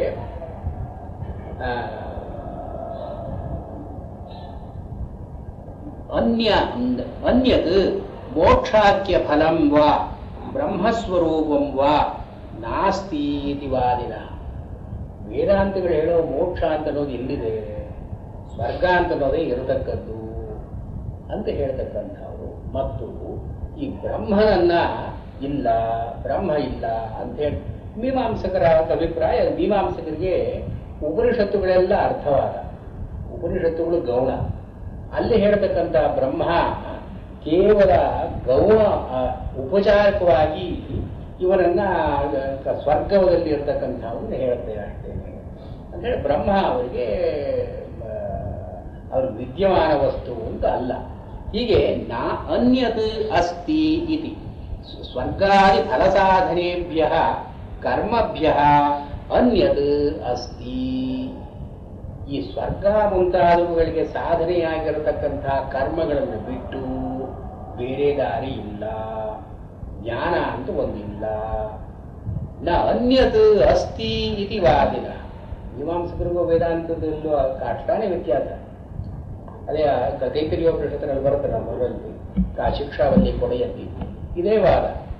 ಅವರಿಗೆ ಕರ್ಮ ಕೇವಲ ಕರ್ಮ ಅಥವಾ ಕರ್ಮಕ್ಕೆ ಸಹಕಾರಿಯಾಗಿ ಜ್ಞಾನ ಅಂತನ್ನೋದು ಮೀಮಾಂಸಕರ ಮಾತು. ವೇದಾಂತಿಗಳು ಕೇವಲ ಜ್ಞಾನ ಅಥವಾ ಜ್ಞಾನಕ್ಕೆ ಸಹಕಾರಿಯಾಗತಕ್ಕಂಥ ಕರ್ಮ. ಇದು ಇಲ್ಲಿ ನ ಅನ್ಯತ್ ಅಸ್ತಿ ಇತಿ ವಾದಿನಃ. ಕರ್ಮವೇ ಇರತಕ್ಕದ್ದು, ಕರ್ಮಕಾಂಡವೇ ಇರತಕ್ಕದ್ದು, ಜ್ಞಾನ ಭಾಗ ಅಂತ ಇಲ್ಲ. ಜ್ಞಾನದಿಂದ ಬರತಕ್ಕ ಬ್ರಹ್ಮ ಅಂತ ಇಲ್ಲ, ಮೋಕ್ಷ ಅಂತ ಇಲ್ಲ. ಕರ್ಮವೇ ಇರತಕ್ಕದ್ದು, ಕರ್ಮದಿಂದ ಬರತಕ್ಕಂತಹ ಸ್ವರ್ಗ ಅಂತಲೇ ಇರತಕ್ಕದ್ದು. ಹೀಗೆ ಹೇಳಿ ಕಾಮಾತ್ಮಾನಃ ಕಾಮ್ಯಫಲ ಮನಸ್ಕಾಹ, ಅವರ ಮನಸ್ಸಿನಲ್ಲಿ ಈ ಕಾಮ್ಯ ಫಲಗಳೇ ಇರೋದು. ಕಾಮಾತ್ಮ, ಆತ್ಮ ಅಂದ್ರೆ ಸ್ವರೂಪ ಅಂತೀವಿ. ಕಾಮವೇ ಯಾರ ಸ್ವರೂಪವಾಗಿದೆಯೋ ಅವರು ಕಾಮಾತ್ಮಾನ. ಅದು ಬೇಕು, ಇದು ಬೇಕು, ಲೌಕಿಕ ಪ್ರಯೋಜನಗಳು ಬೇಕು. ಸ್ವರ್ಗಪರಾಹ ಸ್ವರ್ಗತಾತ್ಪರ್ಯತಃ, ಇಲ್ಲ ಊಹೆ ಮಾಡಿ ಅಥವಾ ಇವರಿಗೆ ಕಾಮ್ಯದಿಂದ ಬಂದಂತಹದ್ದು ನಿರತಿಶಯವಾದ ಸುಖ ಇದನ್ನೇ ಬಯಸ್ತಕ್ಕಂಥ. ಅಂದರೆ ಇದು ಲೌಕಿಕ ಸುಖಕ್ಕೆ ವ್ಯತಿರಿಕ್ತವಾದ ಸುಖ ಅಲ್ಲ, ಲೌಕಿಕ ಸುಖದಲ್ಲೇ ನಿರತಿಶಯವಾದ ಸುಖ. ಇದನ್ನು ಸ್ವರ್ಗ ಅಂತ. ಸ್ವರ್ಗಪರಾಹ ಜನ್ಮ ಕರ್ಮ ಫಲಪ್ರದಾಂ, ಇದರಿಂದ ಏನಾಗತಕ್ಕದ್ದು? ಕರ್ಮದಿಂದ ಫಲವನ್ನು ಅನುಭವಿಸೋದಕ್ಕಾಗಿ ಇನ್ನೊಂದು ಜನ್ಮ, ಆ ಜನ್ಮದಲ್ಲಿ ತಿರುಗಿ ಕರ್ಮಗಳನ್ನು ಮಾಡತಕ್ಕದ್ದು, ಆ ಕರ್ಮಗಳನ್ನು ಅನುಭವಿಸೋದಕ್ಕೆ ಇನ್ನೊಂದು. ಇದು ಜನ್ಮ ಕರ್ಮ ಫಲಪ್ರದಾಂ. ಹೀಗಾದ್ರೆ ಕ್ರಿಯಾ ವಿಶೇಷ ಬಹುಲ, ಕ್ರಿಯಾ ವಿಶೇಷವಾದ ಕ್ರಿಯೆಗಳು. ಯಾವ ಕ್ರಿಯೆಗಳು? ನಿತ್ಯ ಕ್ರಿಯೆಗಳು, ನೈಮಿತ್ತಿಕ ಕ್ರಿಯೆಗಳು, ಕಾಮ್ಯ ಕ್ರಿಯೆಗಳು. ಇದು ಕ್ರಿಯಾ ವಿಶೇಷ ಬಹುಲ ಭೋಗೈಶ್ವರ್ಯ ಗತಿ ಪ್ರತಿ. ಈ ನಿತ್ಯ ನೈಮಿತ್ತಿಕ ಕಾಮ್ಯ ಇದೆಲ್ಲ ಯಾತಕ್ಕಾಗಿ? ಭೋಗ ಐಶ್ವರ್ಯ ಎರಡಕ್ಕೆ, ವಿಷಯ ಸುಖಗಳನ್ನು ಪಡ್ಕೊಳ್ಳೋದಕ್ಕಾಗಿ ಅಥವಾ ಒಡೆತನವನ್ನು ಪಡ್ಕೊಳ್ಳೋದಕ್ಕಾಗಿ ಭೋಗೈಶ್ವರ್ಯ ಗತಿ ಪ್ರತಿ. ಇವರೆಲ್ಲ ವೇದವಾದರತಃ ಅಂತೇಳಿ ಭೋಗೈಶ್ವರ್ಯ ಪ್ರಸಕ್ತಾನಾಂ ತಯಾ ಅಪಹೃತ ಚೇತಸಾಂ. ಯಾರು ಈ ವೇದದ ಮಾತುಗಳನ್ನು ನಂಬಿ ತಮ್ಮ ಮನಸ್ಸಿನಲ್ಲಿರತಕ್ಕಂಥ ಭೋಗ ಐಶ್ವರ್ಯ ಇದಕ್ಕೆ ಒಲಿದು ಈ ತಯಾ ಅಪಹೃತ ಚೇತಸಾಂ, ತಯಾ ಅಂದ್ರೆ ಈ ಪುಷ್ಪಿತಾಂ ವಾಚಂ ಪ್ರವದಂತಿ ಅವಿಪಚ್ಚಿತ, ಇವರು ಭೋಗೈಶ್ವರ್ಯ ಪ್ರಸಕ್ತಾನಾಂ ತಯಾ ಅಪಹೃತ ಚೇತಸಾಂ ವ್ಯವಸಾಯಾತ್ಮಿಕ ಬುದ್ಧಿ ಸಮಾಧವು ನ ವಿಧೀಯತೆ. ಇಂಥವರಿಗೆ ವ್ಯವಸಾಯಾತ್ಮಿಕ ಬುದ್ಧಿ ಅಂತ ಬರಲಾರದು. ಅಂದರೆ ಪ್ರಮಾಣಗಳಿಂದ, ಯುಕ್ತಿಯಿಂದ, ವಿವೇಕದಿಂದ ನಿರ್ಣಯವಾಗಿ ಒಂದು ನಿಶ್ಚಯಕ್ಕೆ ಬಂದ ಮೇಲೆ ಬರತಕ್ಕಂಥ ಬುದ್ಧಿ ಈ ವೇದ ಕರ್ಮ ಮಾರ್ಗವನ್ನು ಹಿಡಿದಿರುವವರಿಗೆ, ಯಾಕೆಂದ್ರೆ ಅವರಿಗೆ ಪ್ರಮಾಣ ಇಲ್ಲ, ವೇದ ಒಂದೇ ಪ್ರಮಾಣ, ಅವರಿಗೆ ಯುಕ್ತಿಯನ್ನು ಉಪಯೋಗಿಸೋ ಹಾಗಿಲ್ಲ. ನಿಮ್ಮ ವಿವೇಕ ಅಲ್ಲಿಲ್ಲ, ಅಲ್ಲಿ ಬ್ರಹ್ಮ ಹೇಳಬೇಕು, ಇದು ದೋಷ ಆಯಿತು, ಇದು ಈ ಲೋಪ ಆಯಿತು. ಹೀಗೆ ಈ ವ್ಯವಸಾಯಾತ್ಮಿಕ ಬುದ್ಧಿ ಅನ್ನೋದ್ರಲ್ಲಿ there is a certain freedom of will and a choice involve, free choice. ನಾವು ನಮ್ಮ ಬುದ್ಧಿಯನ್ನು ಉಪಯೋಗಿಸಿ ನಿರ್ಣಯಾತ್ಮಕವಾಗಿ ವಿವೇಕವನ್ನು ಬಳಸಿ ನಿಶ್ಚಯಕ್ಕೆ ನಿರ್ಣಯಕ್ಕೆ ಬರತಕ್ಕಂಥ ಈ ವ್ಯವಸಾಯಾತ್ಮಿಕ ಬುದ್ಧಿ ಇವರಿಗೆ ಹೇಗೆ ಬರುತ್ತೆ? ಬರೋದು ಸಾಧ್ಯ ಇಲ್ಲ. ಸಮಾಧವು ನ ವಿಧೀಯತೆ. ಒಂದು ವೇಳೆ ಇಂಥ ಪ್ರಮಾಣ ಏನು ಹೇಳಿ ಪ್ರಮಾಣ ನಿರ್ಣೀತಾರ್ಥ ನಿಶ್ಚಯಾತ್ಮಿಕ ಬುದ್ಧಿ ಅದು ಬಂದರೂ ಕೂಡ ಸಮಾಧವು ಅಂದ್ರೆ ಇಲ್ಲಿ ಏನು ಹೇಳ್ತಾರೆ, ಅತ್ರ ಪಕ್ಷೆ ಸಮಾಧೌ ಇತ್ಯಸ್ಯ ತತ್ವ ವಿಷಯತೆಯ ದಾರ್ಢ್ಯಾರ್ಥಂ ಇತ್ಯರ್ಥ. ಅದು ಒಂದು ವೇಳೆ ಬಂದರೂ ಕೂಡ ಅದು ಸರಿಯಾಗಿ ಬೇರೂರೋಲ್ಲ, ಫಲವನ್ನು ಕೊಡೋಲ್ಲ. ಅದು ತತ್ವ ವಿಷಯತೆಯ ದಾರ್ಢ್ಯಾರ್ಥಂ ಇತ್ಯರ್ಥ. ಇಲ್ಲಿ ಎರಡು ಜನಗಳನ್ನು ಹೇಳ್ತಾ ಇದ್ದಾರೆ. ಒಂದು ಕರ್ಮ ಮಾರ್ಗವನ್ನೇ ಹಿಡಿದುಕೊಂಡಿರುವಂತಹ ಜನ, ಇವರಿಗೆ ಶ್ರುತಿಯೇ ಪ್ರಮಾಣ, ಶ್ರುತಿಯಲ್ಲಿ ಹೇಳಿದ್ದು ಮಾಡತಕ್ಕದ್ದು ಅಂತಲೇ. ಆದ್ದರಿಂದ ಇವರಿಗೆ ಬೇಕಾದದ್ದೇನು? ಭೋಗ ಐಶ್ವರ್ಯ, ಲೋಕದಲ್ಲಿ ಸುಖವಾಗಿರಬೇಕು, ಕಾಮನೆಗಳೆಲ್ಲ ತೀರಬೇಕು ಇತ್ಯಾದಿ. ಇನ್ನೊಂದು ಇದನ್ನ ಮೀರಿ ಈ ಜ್ಞಾನದ ಭಾಗವನ್ನು ಹಿಡಿದು, ಜ್ಞಾನಕಾಂಡವನ್ನು ಹಿಡಿದು ಬ್ರಹ್ಮವಸ್ತು ಏನು, ಕಿಂ ಬ್ರಹ್ಮ, ಈ ಜಗತ್ತು ಹೇಗೆ ಬಂತು, ಕಿಂ ಬ್ರಹ್ಮ ಏನೋ ಶ್ವೇತಾಶ್ವತರದಲ್ಲಿ ಬರುತ್ತಲ್ಲ, ಇದು ಹೇಗೆ ಬಂತು ಇತ್ಯಾದಿಯಾಗಿ, ಮತ್ತು ಈ ಸಂಸಾರದಲ್ಲಿ ಒಂದು ಜುಗುಪ್ಸೆ ಬಂದು ಆಚಾರ್ಯರು ಹೇಳುವ ಚತುರ್ವಿಧ ಪುರುಷ ಅಥ ಅಂತ ಮಾತಿಗೆ ಅಧಿಕಾರ ನಿರ್ಣಯ ನಿತ್ಯಾನಿತ್ಯ ವಸ್ತು ವಿವೇಕ ಇಹ ಅಮೂತ್ರ ಭೋಗ ಫಲತ್ಯಾಗ ವಿರಾಗ ಇವೆಲ್ಲ ಬಂದವರಿಗೆ ಈ ಕರ್ಮಗಳ ಮೇಲೆ ಅಭಿರುಚಿ ಇರಬಾರದು, ಕರ್ಮಗಳೆಲ್ಲ ಫಲಪ್ರದವಾದದ್ದು. ಒಂದು ವೇಳೆ ಕದಾಚಿತ್ ನಾವು ಕರ್ಮವನ್ನು ಮಾಡ್ತೀವಿ, ವೇದಾಂತವನ್ನು ಓದ್ತೀವಿ ಅಂದ್ರೆ ಸ್ವಲ್ಪ ಪ್ರಮಾಣ ನಿರ್ಣೀತವಾದ ಬುದ್ಧಿ ಬರಬಹುದು, ಆದರೆ ಸಮಾಧವು ನವಿಧೀಯತೆ, ಅದು ನಿಮಗೆ ಫಲ ಪ್ರಯೋಜನಕಾರಿ ಆಗೋಲ್ಲ. ಯಾಕೆಂದ್ರೆ ಕಾಮ್ಯ ಕರ್ಮದಲ್ಲೇ ಮನಸ್ಸು ಹೆಚ್ಚಾಗಿರೋದ್ರಿಂದ ಅದು ಒಂದು ವೇಳೆ ಬಂದರೂ ಕೂಡ ದಾರ್ಢ್ಯ ಅರ್ಥಂ ಅದು ದೃಢವಾಗತಕ್ಕದ್ದಲ್ಲ. ಆದ್ರಿಂದ ವ್ಯವಸಾಯಾತ್ಮಿಕ ಬುದ್ಧಿ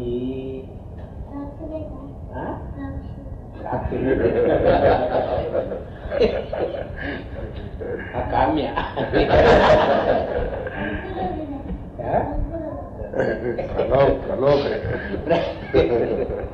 ವ್ಯವಸಾಯಾತ್ಮಿಕ ಬುದ್ಧಿ ಸಮಾಧೌ ನ ವಿಧೀಯತೆ.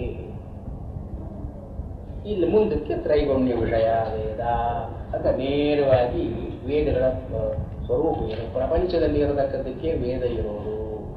ನಿಸ್ತ್ರೈಗುಣ್ಯೋ ಭವಾರ್ಜುನ, ಇದನ್ನು ದಾಟಿ ಹೋಗ್ತದೆ.